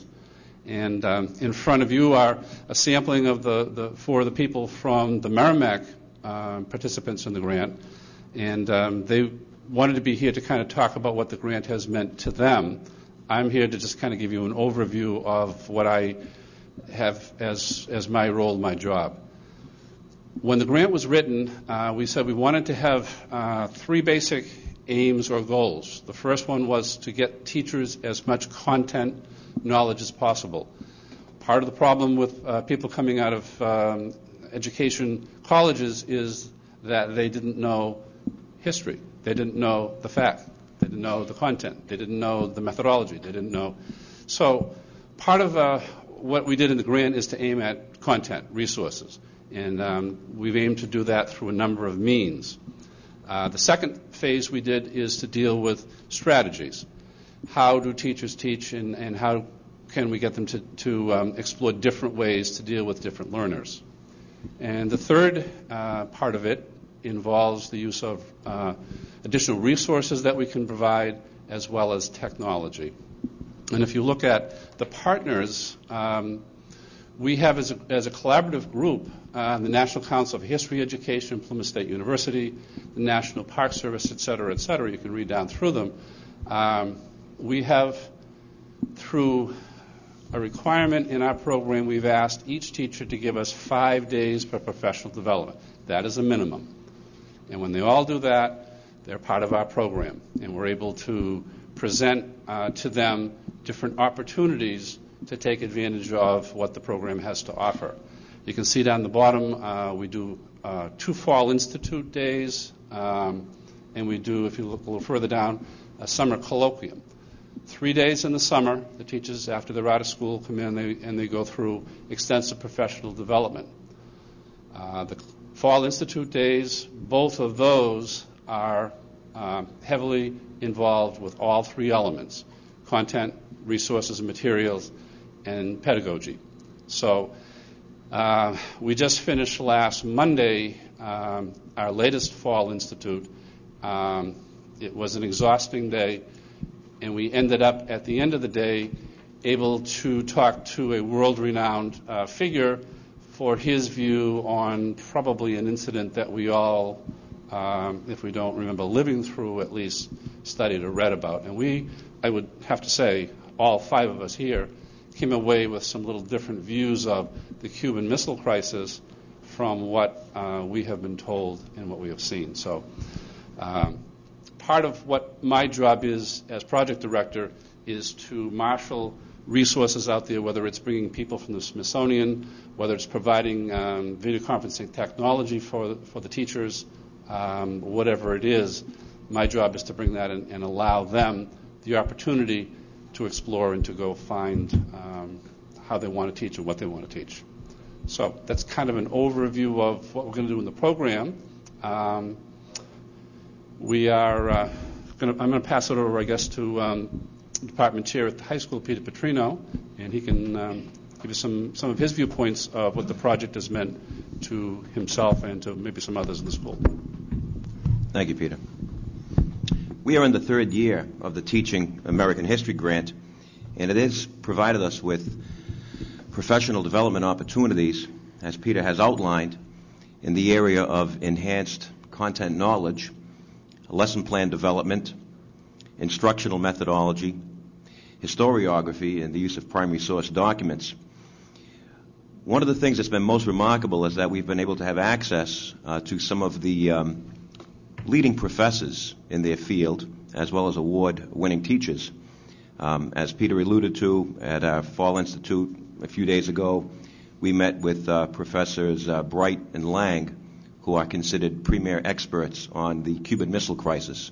They are renowned for their work and their knowledge in this field, as well as video conferencing with Sergei Khrushchev, the son of Nikita Khrushchev, the premier of the Soviet Union during the Cuban Missile Crisis, that we were able to do via video conferencing.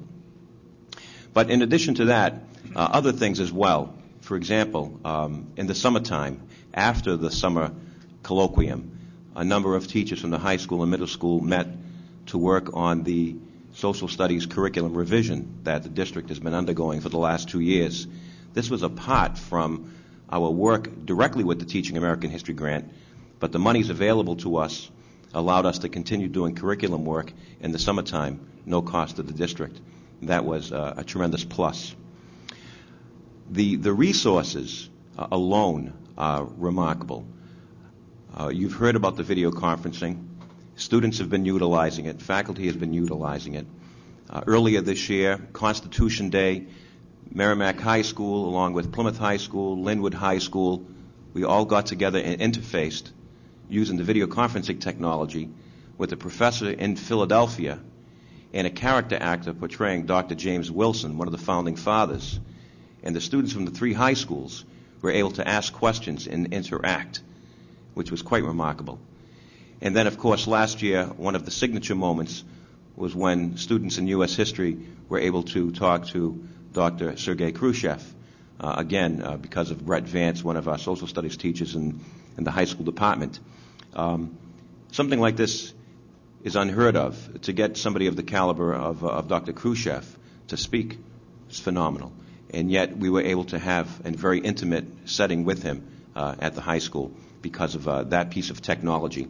But there's more technology that's coming down. Something new that just came to us this year is this, which is just a little bit larger than a piece of paper. And it's called a InterWrite School Pad. I'm still learning how to use it. It's manufactured by Bluetooth. And I remember being a young teacher and getting very excited about my very first box of colored chalk. And what you do with this, essentially, is you can walk around the classroom and using this pen, and when you click on it, it does change the colors. You write on it. And what's here is projected from the data projector onto the screen. The teacher can type on it, can write on it. You can call it video, audio, all kinds of text. You can pass it around the room. Students can also touch it and work with it. The technology is phenomenal.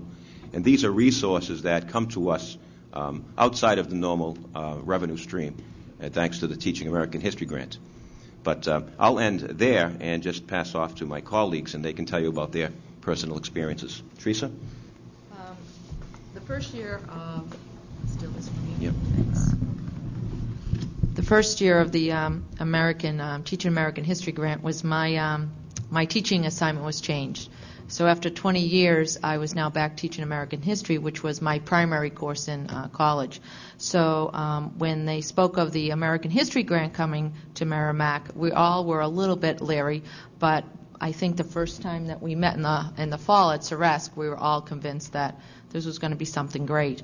For me, teaching 8th grade history again was something that although I had taught high school history before, 8th grade history and teaching 8th graders, again, is always a challenge. And so, as Peter alluded to, we use these in class. Now, Peter will tell you, I'm not the big technology person. I know how to turn on my computer, I can run my overhead, but Peter was great in getting us training for these.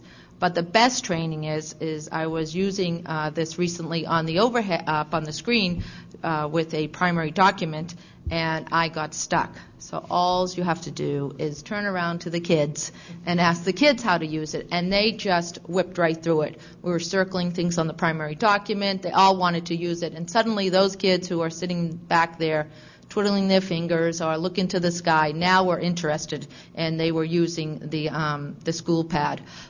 Tomorrow we're going to visit the Lowell Mills, except we're not going on a school bus. We're just staying in the classroom, and we're going to be talking to someone right from the Lowell Mills on the video conferencing from the Weave Room, which the Lowell Mills Resource Center down there has been great, trying to help us move along into the technology world. Purchasing such things as resources for our 8th graders. This series is excellent, adds a little something different to our program with supplements and things like that. So as much as I think we were all a little nervous using the school pads, they're a great resource to keep the 8th graders a little interested, which we all know it takes a lot sometimes with the song and dance to try to keep them going. But they love the school pad. They all want to use it. And the video conferencing will be probably our 4th or 5th, Peter, tomorrow at the middle school. So we're looking forward to that, to the Lowell Mills area. I just wanted to share a very quick, very tangible way that the grant has helped me. I joined this faculty here in 2003 to 2004 school year, and one of my assignments was advanced placement U.S. history. And while I had taught that a couple years, I had no formal training in that whatsoever. And I went about trying to find various workshops and things that were available, all very, very pricey, over $1,000 for even an inexpensive one. And I found one that I wanted to attend in St. Joseph's College in Standish, Maine, and tried to pursue a couple different avenues for funding. And I ended up talking to Peter Allen. He said, come up to my office, we'll talk about it, we'll see if we can pay for part. He ended up paying for the entire conference fee for me, over $1,000 for the week.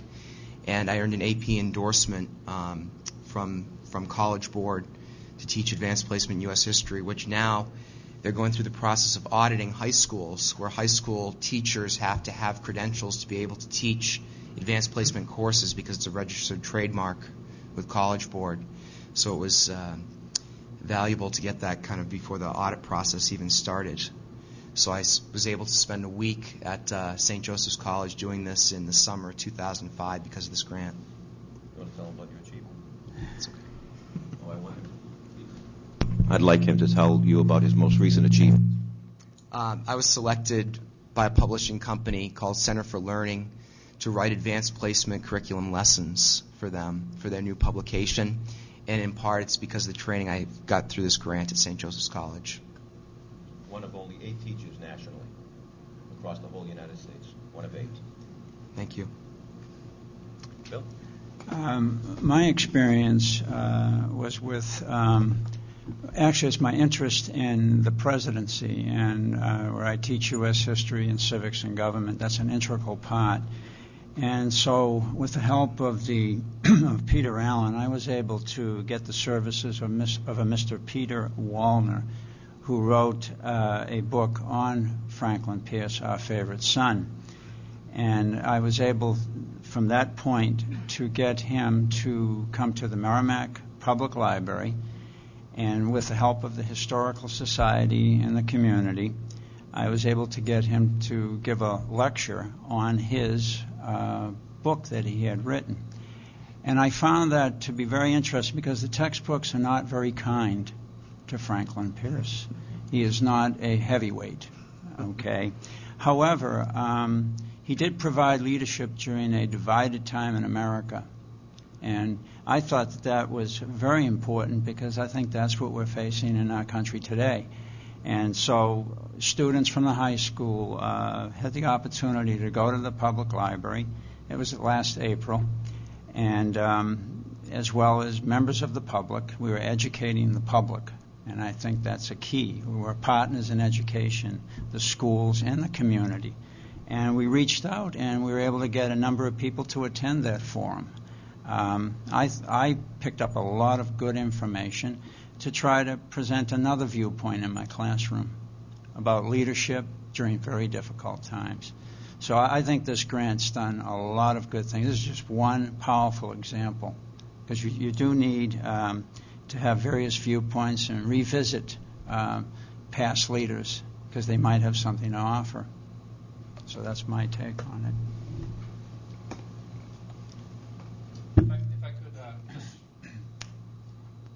Kind of expand a little bit on this. These are this is also on a website.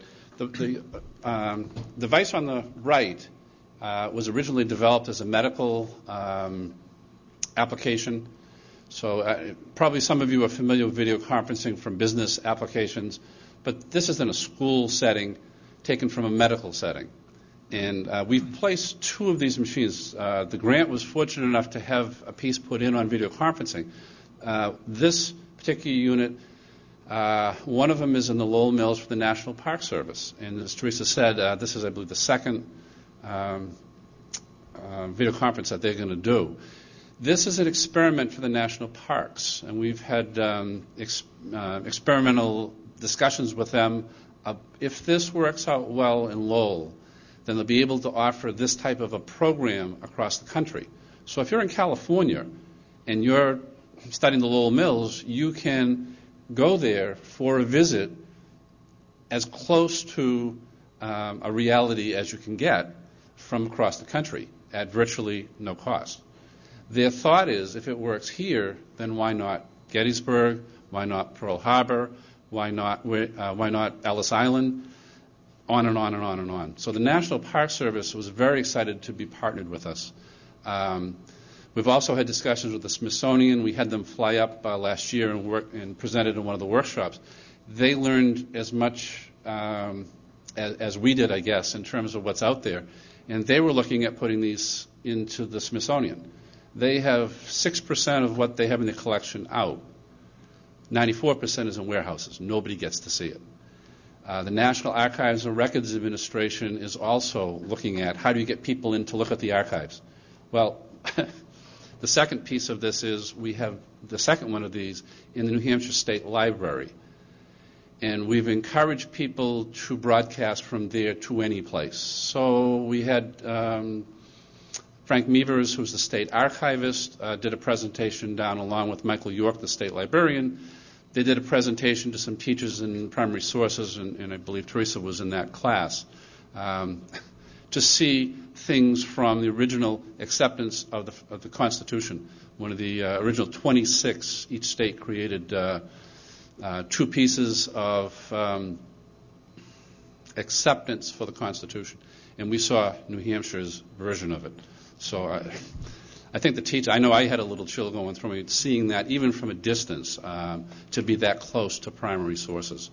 So that's there. Londonderry had Governor Lynch sit down in the spring and visit a classroom. We're trying to get other people from the state government, from anybody in Concord that might be interested to sit down and go into classrooms. The point of the video conferencing, and that's the little machine you see over there, it's a powerful tool to bring outside sources into your classroom, Khrushchev, anybody else we could possibly do. It's also kind of interesting because Jeff was part of a group of Merrimack High School students who did a research project and broadcast via this to other schools. So when you do your project, you present it in front of your friends, it's very different than when you're presenting it to people out there to be judged. And that was a great piece for those kids to have, and a tribute to the teachers for taking that step doing it.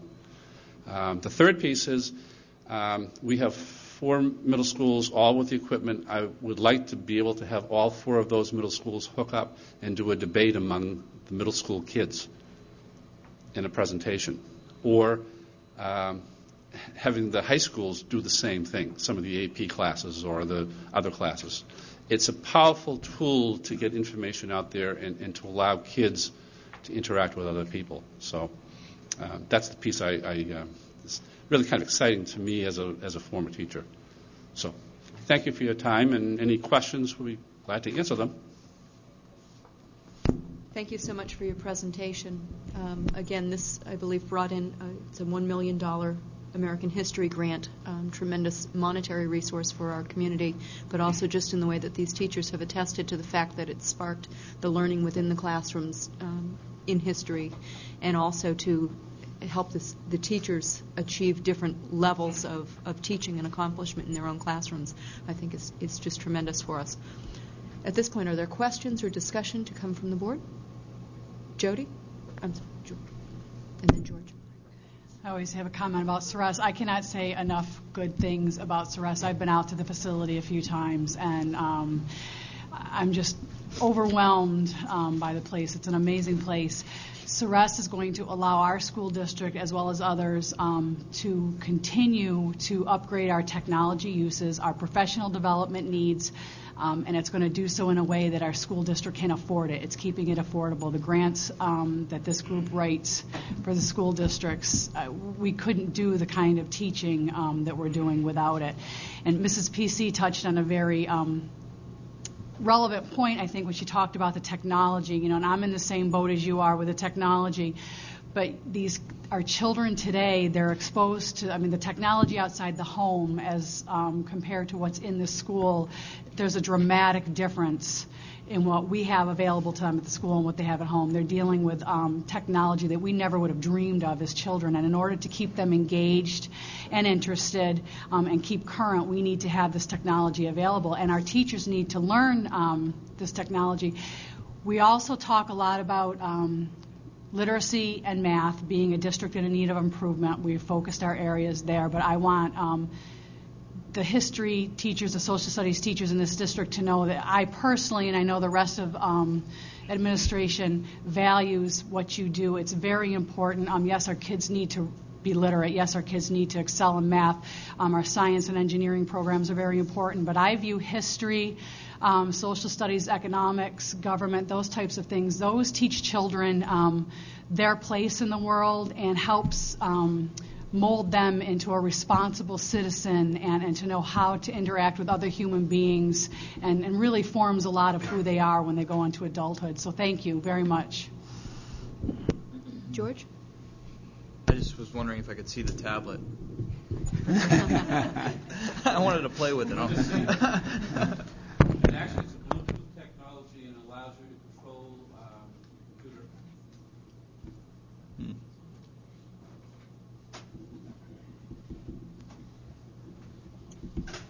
And Brett Vance serves with Jody and I on the PERC committee, and he has indicated that he will bring that technology before the committee at some point so that we can kind of manipulate it and see all the good things that are coming and capable from it. Are there other questions? I'll wait till PERC. Other questions or discussion to come before the panel? Debbie, please. Some related information about professional development, and I believe Peter Petrino mentioned this, that over the summer, because of the CERES grant, a team was able to do some more work on our social studies curriculum. Audrey Rogers, who actually lives in Merrimack and is the president of the New Hampshire Council for Social Studies, worked with our team on some backwards design. And I'd like to say, too, let you know that a team of Merrimack School District folks did a great presentation at the New Hampshire Council for Social Studies at the end of October called From My Favorite Unit to Essential Questions, Creating a District-Wide Standards-Based Social Studies Curriculum. I think you had 64 people in the room for the presentation, and I can't tell you how many people have spoken to me from outside the district about what a wonderful presentation it was, how much they learned from it. And in fact, I think Audrey's been asked to assist some other districts now with this kind of an approach. So I thank you for that.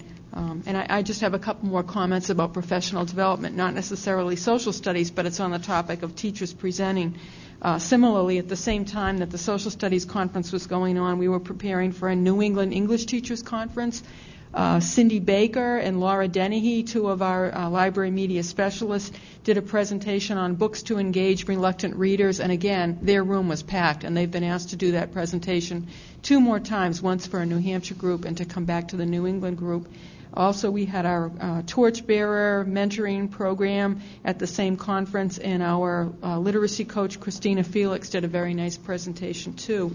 And one more exciting piece, similar to Jeff's wonderful news, we had Mohammed Ed Dafar doing a presentation at the New Hampshire Association of World Language Teachers entitled Understanding the Mideast.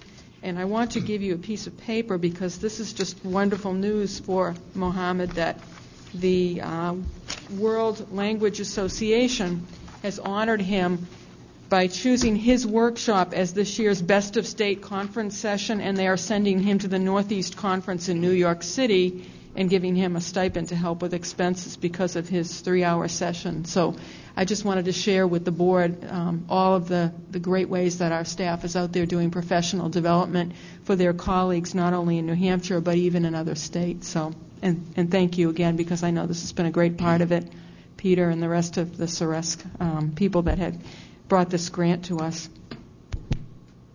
Very good. Further comments or questions to come from the board?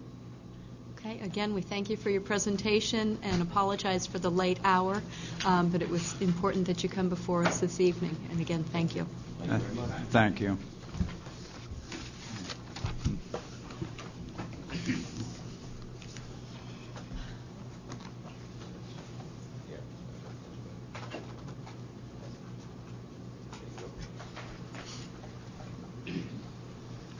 At this point on our agenda, we'll hear the Homeless Liaison Report. Jody Hanley will be joining us here at the table this evening. And Jody, I thank you for your patience. Yeah, my brain doesn't function at this time of night. I apologize. So if I say something that you don't understand, I'm sorry. Thank you for having me. This is probably my third time here, and so some of the information may be repetitive to some of you, but I just wanted for the benefit of those of you who I haven't met. I'm the homeless liaison for the district, and I've been in this position since February of 2003. Just a little bit about the legislation. The McKinney-Vento Homeless Assistance Act, reauthorized in January of 2002, ensures educational rights and protections for children and youth experiencing homelessness. The definition of homelessness according to this law is very broad. I will, just for the purpose of discussion, I'll just fill you in on what their definition is. The term homeless children and youth means individuals who lack a fixed, regular, and adequate nighttime residence, and includes children and youth who are sharing the housing of other persons due to loss of housing, economic hardship, or a similar reason, are living in motels, hotels, trailer parks, camping grounds due to the lack of alternative accommodations, are living in emergency or transitional shelters, are abandoned in hospitals, or are awaiting foster care placement. Children and youth who have a primary nighttime residence that is a public or private place not designed for an ordinarily used as a regular sleeping accommodation for human beings. Children and youth who are living in cars, parks, public spaces, abandoned buildings, substandard housing, bus or train stations, or similar settings. And one of the provisions of this reauthorization was that every LEA must designate an appropriate staff person as a liaison for students in homeless situations. As a liaison, I must ensure that children and youth in homeless situations are identified by school personnel and through coordination activities with other entities and agencies, and ensure that students enroll in and have full and equal opportunity to succeed in the schools of the LEA. Ensure that families, children, and youth receive educational services for which they are eligible, including Head Start, Even Start, and preschool programs administered by the LEA, and referrals to health, mental health, dental, and other appropriate agencies. That parents or guardians are informed of educational and related opportunities available to their children and are provided with meaningful opportunities to participate in the education of their children. And that doesn't include the whole gamut of what I do, but I will tell you just at this point that right as of today, and it changes daily, weekly, we have 19, according to those definitions, we have 19 homeless children and youth in the Merrimack school system. There are 9 at the high school, 2 at the middle school, none to my knowledge at Reed's Ferry, 3 at Thornton's Ferry, 3 at the upper elementary, and 1 at MES, and 1 who's attending Brentwood. Some of the services that I have provided to these children, they automatically get free lunch as being a homeless student. The parents don't have to deal with any of that paperwork. It's just a form I fill out and send over to food service, so that's kind of a nice benefit to them. I've helped families or unaccompanied youth who we consider a lot of the kids at the high school are on their own, are called unaccompanied youth. Help them apply for New Hampshire Healthy Kids. A lot of these kids come to us and don't have any health insurance. Referred families and students to food pantries, emergency shelters, transitional living facilities, individual or family counseling, clothing closets, and have arranged transportation. If the student is moving from Nashua, for example, but wants to stay in their district into their school of origin, they're entitled to do so, and we will arrange transportation. Fortunately, we haven't really had to do too much of that. Students who are considered homeless are automatically eligible for Title I services regardless of their academic performance. Title I funds are set aside for clothing, school supplies, field trips, and any other type of school activities, pictures, whatever that the family cannot afford. There's $100 allotted for each student for those type of things. And in addition to funding, my position is also funded by the Title I funds. I've also been very fortunate in the past few years to work with Merrimack Home Health and Hospice in collaborating on ensuring that all the disadvantaged families get gifts at Christmas time. We do it through gift cards, or I will call the individual families and see what the needs are at that time. So I'll work with them just to ensure that they all get something extra. And this year we're also fortunate to collaborate with Prudential Verani on a coat drive, and there's lots of kids, as you can imagine, that do not have the winter coats. Let's see. I think that's about all that I have to say about what I've done in the past year, and if there's any questions, I'd be more than happy to answer them. Thank you for that report, Jody. Sure. Marge? I just wanted to say I thought it was important for Jody to come before you, especially because I felt that Jody and Jennifer hadn't had the opportunity to meet her. But to say that over the period of time that Jody has worked with us, she's been terribly effective. I mean, she's one of these unsung heroes that goes out of her way to work with these families and really make them feel comfortable. I think at one point in time, Merrimack administrators and or teachers might have thought we didn't have any homeless children, but in fact, when you look at this particular definition, as Jody points out, it's in flux. And in fact, I think we've had as many as up to 30, or bordering on 30. And Jody, very quietly behind the scenes, works with these families to ensure that they have what they need to provide a sense of equity. And she's done a very good job. Her background really is in social work, and that has helped us immensely. But because she comes and goes and just, again, works within the school setting and then with the particular parents in their setting, we don't see a lot of her, and so it's very important for her to come every now and again to the board to give us an update about what is going on. The other thing I want to point out is that her presentations in caring over the cable waves have been important too, for I believe it was either last year or a year ago, the Snowbuds, someone from the Snowbuds was listening. That was the first year, actually. That's right. They were listening to this particular presentation that occurred just about this time, and they were looking to address a need. And when they heard her talk about our homeless students, they stepped forward to aid our children during the holiday season. So little do we realize how important a report like this is when it's made on cable television, and it's promoted to other people within our community who want to do well for our kids. So I appreciate her coming forward, and it just gives you another look at an aspect of what we're about. Thank you, Marge, for those kind words. I do want to speak to the awareness, which I had mentioned to do so. When I had first started, it was a little scary because there was no homeless kids apparently in Merrimack.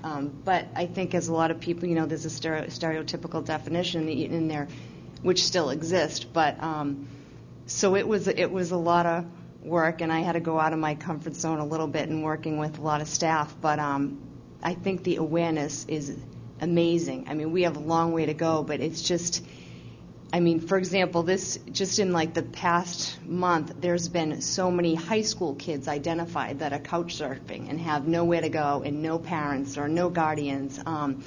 So it's been keeping me pretty busy, but it also, when I'm busy, it makes me think, wow, people really get it now.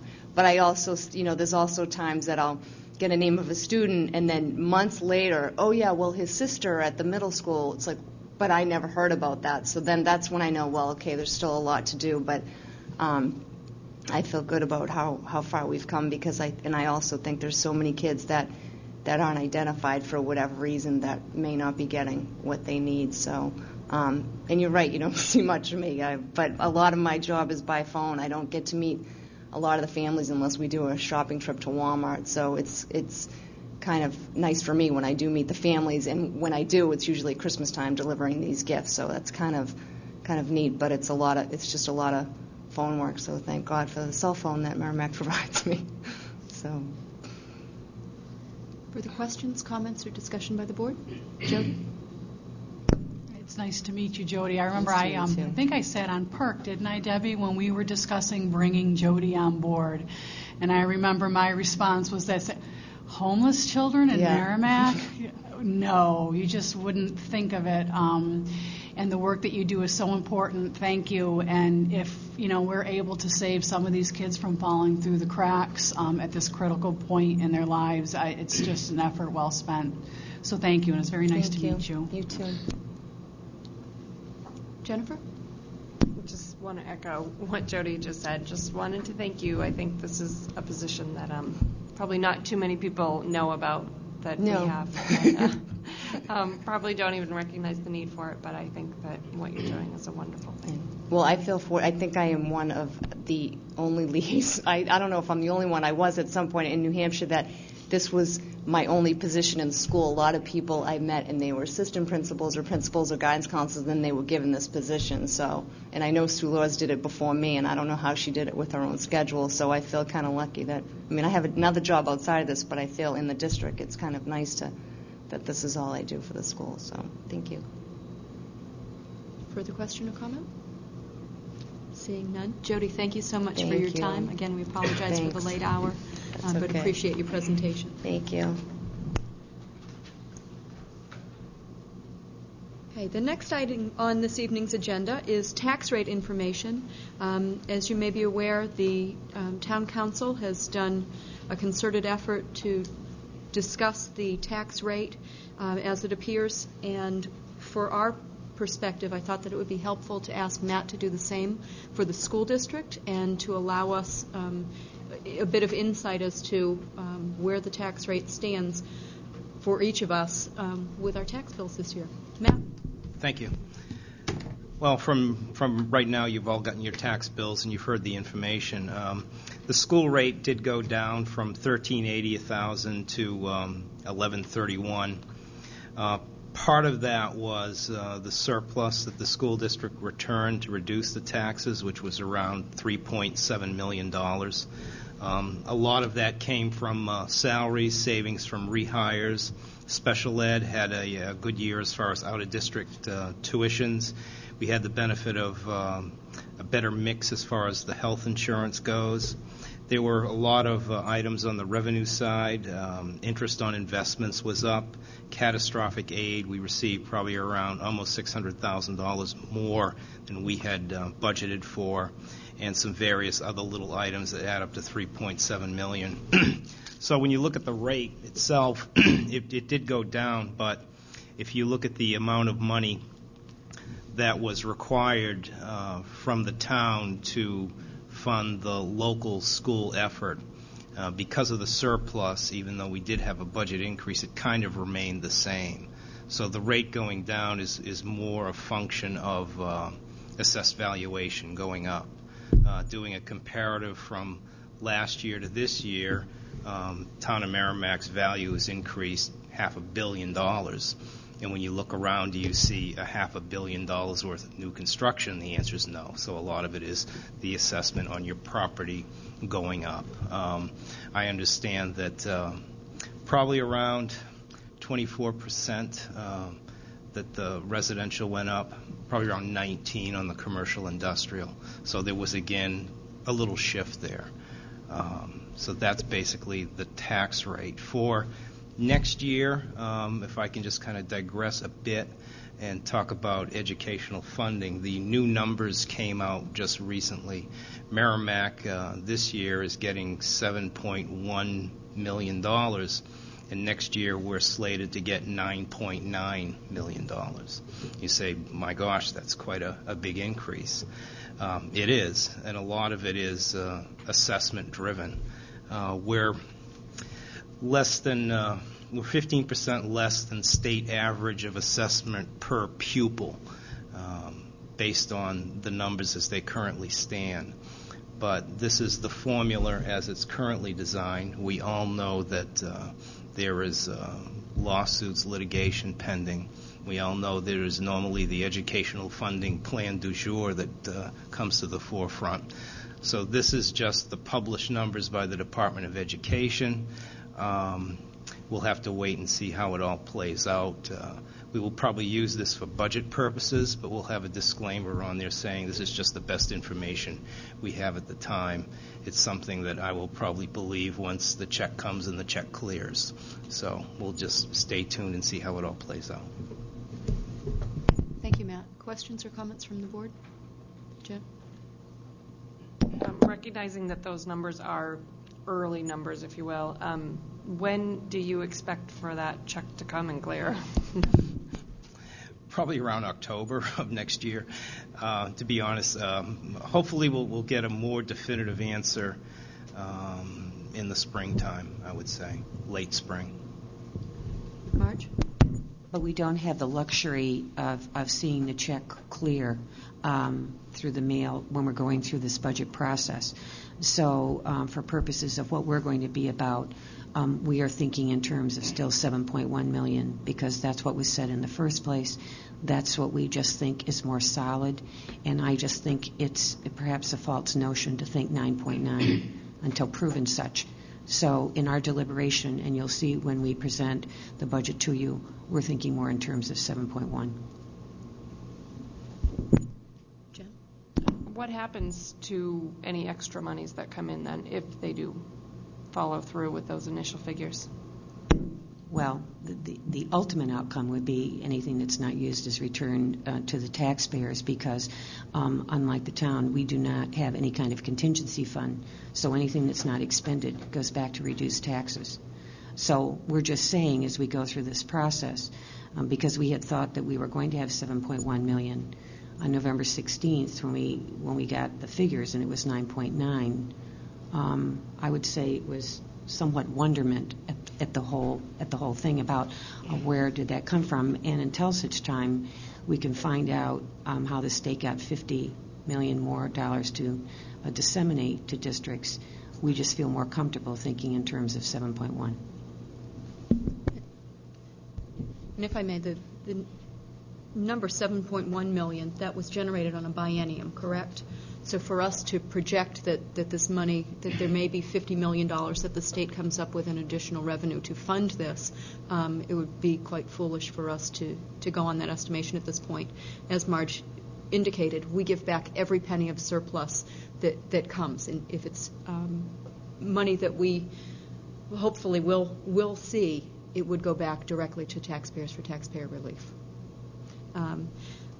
I had spoken with Matt, or had indicated that I had seen the Telegraph article yesterday that was an editorial entitled, "New Aid Figures Great, but Will They Hold?" And so the Telegraph's editorial yesterday indicated that Merrimack, Milford, Hudson, Litchfield, Londonderry, and Brookline are also slated for large increases, as Marge indicated, to the tune of $50 million. In this year of our analysis of our budget considerations and the Supreme Court's decision, again, our basic premise, too, was that for budget purposes, it's very, very difficult for local agencies to come up with a budget that then gets, as Matt called it, the funding formula du jour, that would come along to change what our figures were, because we do things out of sorts with our deliberative sessions and approval by the voters in April for the coming budget year. Really is quite a game that we play with, anticipation of the revenues. But it is good news that we did have a significant surplus this year that went to offset some of the tax rate this year. Matt had mentioned the reevaluation and the part that played. Are there any further questions for Matt on the formulas or discussion? Jody? Although I was almost happy for a minute when I read the article too about the increase, I was like, woohoo. I really, really hope that our state comes up with a permanent, viable, fair solution for all the towns to the education funding crisis that we are in. Trying to plan a budget when you have these large fluctuations up and down, it's not an easy task. And I really hope that we have some kind of a permanent answer shortly. Thank you. Yes. Okay. Further discussion or comment? Seeing none. Next item on our agenda, November 13th, Teacher Workshop Day. Debbie is going to speak to us about the process for our staff and the great benefits that we're reaping. Thank you. I think you all received a copy of the brochure, and what you received was kind of a generic template that each building personalized for its staff. I think one of the most exciting pieces about this day was that we had our para-educators, our regular educators, classroom teachers, special ed, working together mainly on literacy. It was really a very exciting day. And also the fact that the logic model was right at the center of the day. In fact, at the high school and middle school sessions, this was the first thing that we looked at and checked off several of the boxes that fit so well in with our workshop day, namely providing consistent ongoing professional development for all staff to support district goals, increasing opportunities for teacher dialogue on student learning. There were several opportunities for cohort groups and grade level groups to talk about literacy and what it meant. Also, consistent language and common instructional approaches were a real key part of the 2-hour literacy block. And this piece about students, parents, and staff experiencing an environment that promotes learning. All of our student support personnel had a session for just about the whole day with Dr. Dan Burke on running student groups for a variety of issues. And the feedback we received on that session has been very strong. The elementary teachers all worked together, grades K through 6, on a literacy framework. And then there were different groups such as our world language teachers, our technology educators, and some of our specialist areas, PE, health, music ed, arts, family, consumer science, that worked with various people on literacy strategies. It was nice to see that our language arts coordinators took a key role in doing the training that day, and that department heads at the high school also took on key roles with the day. Because of what happened on this workshop day in November, they've already begun planning the March workshop day. And similar to this one that we just went through, there'll be some attention to the individual professional development plans. There was an hour set aside on this recent workshop day, and there will be in March also. And they're planning what the literacy piece will look like for the district in March. So it's pretty exciting to see the logic model actually coming to life on a workshop day. Okay, question or comment from the board? Seeing none. Thank you, Debbie, for your presentation. At this point in our agenda, it brings us to the second review of updated or new board policies. Marge is going to, again, read for us the Equal Opportunity Employment Policy, Drug-Free Workplace Policy, and Employer Protection. And if you don't mind, what I think I would prefer doing, and chose the word review, was to simply say that I wouldn't read the three again to you, but in fact would say I don't believe, unless something has gotten by me, that any board member had anything to say specifically about these three, which leads me to believe that they're clear, that you really feel that you could have these as a part of your governing structure. And therefore, if none of you have problems with them, it would be my intent to request that they be placed on consent for the next time. And in fact, it would be also my intent to bring three new ones to you at the same time. So we'd have hopefully three in consent and then three new ones to begin to introduce to you. But when I hear silence on them, that tells me that they stand the test of time. So am I able to make that assumption? Is there a motion to move them to consent? Okay. Is there a second? By Jennifer. All those in favor so signify by saying aye. Aye. Motion carries 4-0-0. Thank you, George. I wouldn't enjoy listening to you read them. Well, no, I saw you look at me like you wanted it, but I'll pass it.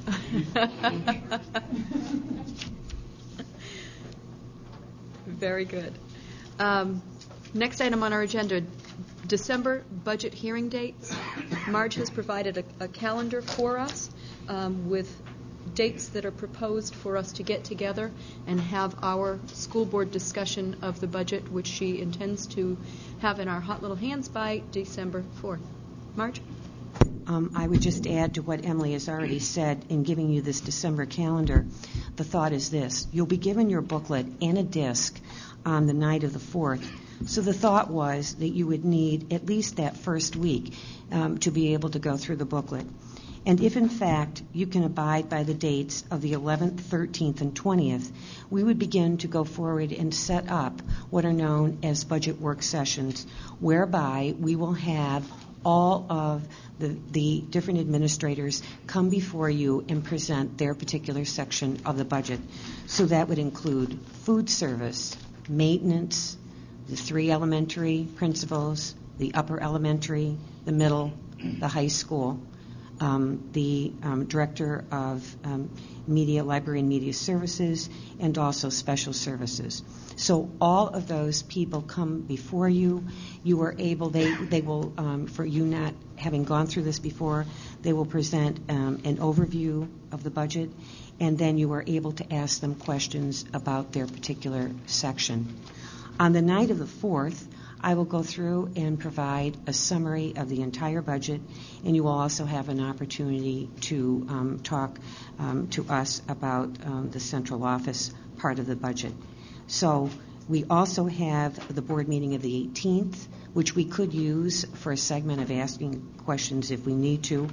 And then we would hopefully have the first Tuesday in January if we needed that, because that's one of your regular board meetings, with the hope that this budget, in fact, would be ready to be passed over to the Budget Committee in January, where that's the schedule that we're attempting to stay on. So I think the first thing is to just find out if these 3 nights that we are proposing would be good ones for you. Are they good for everyone? In the past, we have tried to start as early as possible, being respectful of persons in their work schedules. So in offering up a time, is it possible to start at 6:30?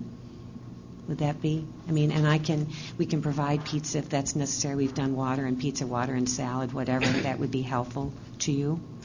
And then I think the other thing, too, is we've tried desperately to stay about 9:30, I think, or 10. If we go beyond that, it's just an awfully difficult time, I think. People are so tired.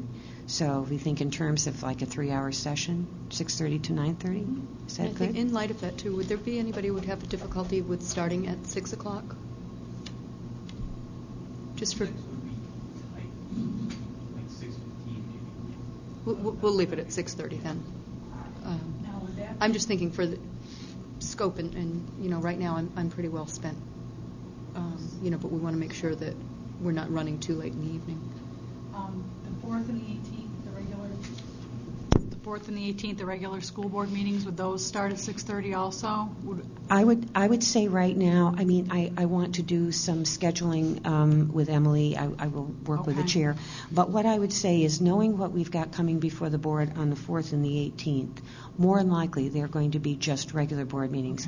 We've got Gateway coming with its guidelines. We've got the social studies people coming with a curriculum. We've got some really significant pieces that we want to get done in December to be able to start out the new year with these things moving forward. So I think we'll be able to do this. We'll have a very tight time frame. The administration knows how to be about doing this, and this is great because it gives me the chance to schedule right now. Okay? Thank you. And while Rose is out of town, I know that she had indicated that those dates would be okay for her. So is there any dissent or any other concern? So we're looking at Monday the 11th. Monday the 11th, the 13th, Wednesday, and the 20th? Correct. 3 days? Yes. Okay. And those would be at 6:30. And Marge, would we again hold those in the conference room at the main office? My intention to have it in the small meeting room when you walk in the front of the high school. And so our meetings on the 4th and 18th would conduct, as usual, here in the high school cafeteria at 7:30 to meet our first and third Monday requirement. Okay. At this point in our agenda, we've come to other. Is there any correspondence to come before the board this evening? If I may, I'll share with you then correspondence that came today through our representative Maureen Mooney, and it concerns the Budget Committee. Earlier in the weekend, she had also indicated to me that Bud Fitch, the Assistant Attorney General, was prepared to deliver a rendering within his office as of today's date, November 20th. To follow up, Maureen sent me another email this morning to keep us informed of the progress. While he circulated the memo internally, he will then be done, he expects within a day or so, and will issue the letter then. He intends to email Representative Mooney a PDF of the final signed letter as soon as it is prepared for us. It's wholly my expectation, as well as of the school districts, that we will be in receipt of that information regarding the Budget Committee inquiry as soon as within the next couple days, if not, barring holiday schedule at the start of next week. So, are there any comments to come before the board this evening? If I may share with you, this past week, Marge had indicated to me that there was a music class at Reed's Ferry conducted by Miss Angel Clark, and I did attend. I observed her classroom last week with a literacy initiative, and Debbie's spoken about the literacy push in our workshop focus, and I'm here to tell you that I saw it in the classroom. I saw the way that she interacted with our first grade students, and while Debbie shows too the logic model, and the teachers are really aware of this. The teachers are not only aware of the literacy initiative, but Reed's Ferry has come up with a strategy to create that extra time for teachers' professional dialogue. In this setup, the music department, as well as I believe the guidance, art, PE, all of the specials are taking the children for one extra period a week so that the classroom teachers can have freed time for more professional dialogue and work with the literacy specialists that we've brought on board this year. So it was really a great opportunity. If any of you have a chance to do that, I'd encourage you to see what's going on in the content area classrooms around the district. Marge? I just want to add to what Emily has said to tell you that MES, RFS, TFS, and JMUS are all doing it and all planned this summer on how could the specialists be utilized to give an additional time, as she says, in their specialty area so that every grade level would have a chance to collaborate on literacy. And that, you remember, is one of those objectives. And so we'll have more tales to tell, if you will, as the year goes on and what they were able to do. Great gains are being made on all sides here. So we're very pleased. Mm-hmm. Okay. Any other comments to come before the board? Seeing none, is there any new business to come before the board? Jody? Thank you.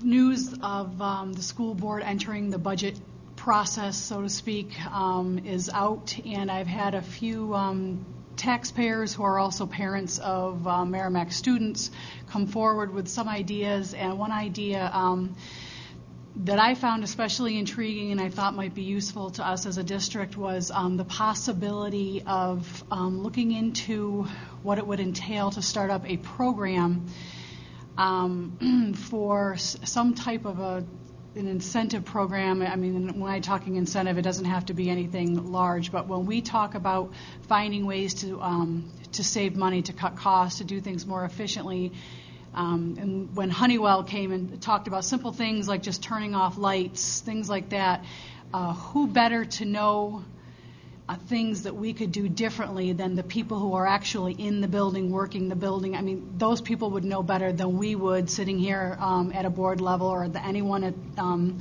the greenhouse would know. So I was wondering if we could possibly look into starting such a program where if a staff member, I mean, I don't have details or parameters on how it would work, but where if a staff member came forward with an idea that really would be cost-saving to the district, some type of an incentive. I don't know if it'd be financial. I really don't have any ideas. I know the town is doing something similar to this, if not exactly the same, and I was wondering if possibly Matt or somebody could make contact with somebody at the town that could give us some information and just look into it as the possibility of starting the program. Thank you. Marge, would you take that under advisement, please? Okay, Marge, new business? Yes. What I want to raise is you'll notice that at the bottom of this agenda we took off the non-public session. I think it was fortuitous given the hour as it's turning out. But I do have need to address some staff welfare issues. So what I was wondering is, would you be able to give me a bit of a night, and I'm looking after Thanksgiving, the week of November 27th, specifically November 28th. I'm going back to that date because that was the date that was originally mentioned when we might have been able to get together as a town council and a school board. I want to go back and see if I could meet with you on that night. And we would do some staff welfare pieces that we would have done tonight, but to put them off just given all that we were facing. So would there be that availability? And I'm thinking, again, if we could start at 6:30, that would be great, and just end earlier. I'm thinking maybe 2 hours, 6:30 to 8:30, something like that. Again, I believe this is the time frame, or relatively close to what was suggested by the town council in their offer. So if your calendars have not filled up, is there anyone who has difficulty with the 28th? It's a Tuesday. And we would meet again in the little meeting room. That would be my intention. But I will send you a notice and post it up and so on. Very good. Thank you very much. We'll add that to our calendars. Thank you. Further new business to come before the board? If I may, I would like to bring before a consideration as we enter the budget committee, the budget process here. One of the pieces that keeps reverberating either within this school board or through comment and participation from the public is concerns around the special needs budget. And what I would like to propose is a subcommittee of up to probably 2 board members to deal directly with David St. Jean, our Director of Special Needs, to ensure that all issues are raised. We did make a very strong effort this spring to have mini budget workshops, and we did bring Dave St. Jean back on 2 different occasions. At this point, I'm hopeful that if we were to use a small subcommittee of liaisons, that we could, number one, met out the issues that are being raised and considered by board members as we discuss either areas of expenditure or perhaps cost savings. And secondly, to have real analysis of the line items in that budget area. And thirdly, to really flesh out a rationale or a reasoning for each, whether it's based on RSA, our state minimum standards, or areas of federal law, so that when we come back to the table in December for our budget meetings on the 11th, 13th, and 20th, we have full and accurate reports from school board members. Are there any board members who would be interested in serving in that capacity? And in this timeline, I would anticipate that this, again, would be at least a week after receiving the budget book, and that it would be coordinated directly through David St. Jean. Mm-hmm. Jennifer? And George would also be interested? Okay. Marge, would you ask David if he would make contact with board member Markwell and Thornton to kind of assess his availability and maybe flesh out a schedule for us? Great. Good, thanks so much, Jen and George. Next item on our agenda, then, if there's no further new business to come before the board. Are there any committee reports? George? Met with the Parks and Rec Committee last Wednesday. Up and coming events on November 25th, we have the town tree lighting. December 3rd is our annual holiday parade. And on December 19th and 20th, they're having Santa's Calling. And you can contact the Parks and Rec Committee Sherry Kalish, Town of Merrimack's Park Rec Secretary, to sign up for Santa's Calling. The sheets are available at the library. And on December 2nd, there is a Merrimack Concert Association has a performance at 3 p.m. At the high school. Very good. Further committee reports, Jody? To add to George's itinerary there, the parade on the 3rd, give a little plug for the Merrimack Marching Tomahawks. Come cheer them on. They're going to be marching. Be the last time this year. And those wool suits probably won't be too warm finally for that day.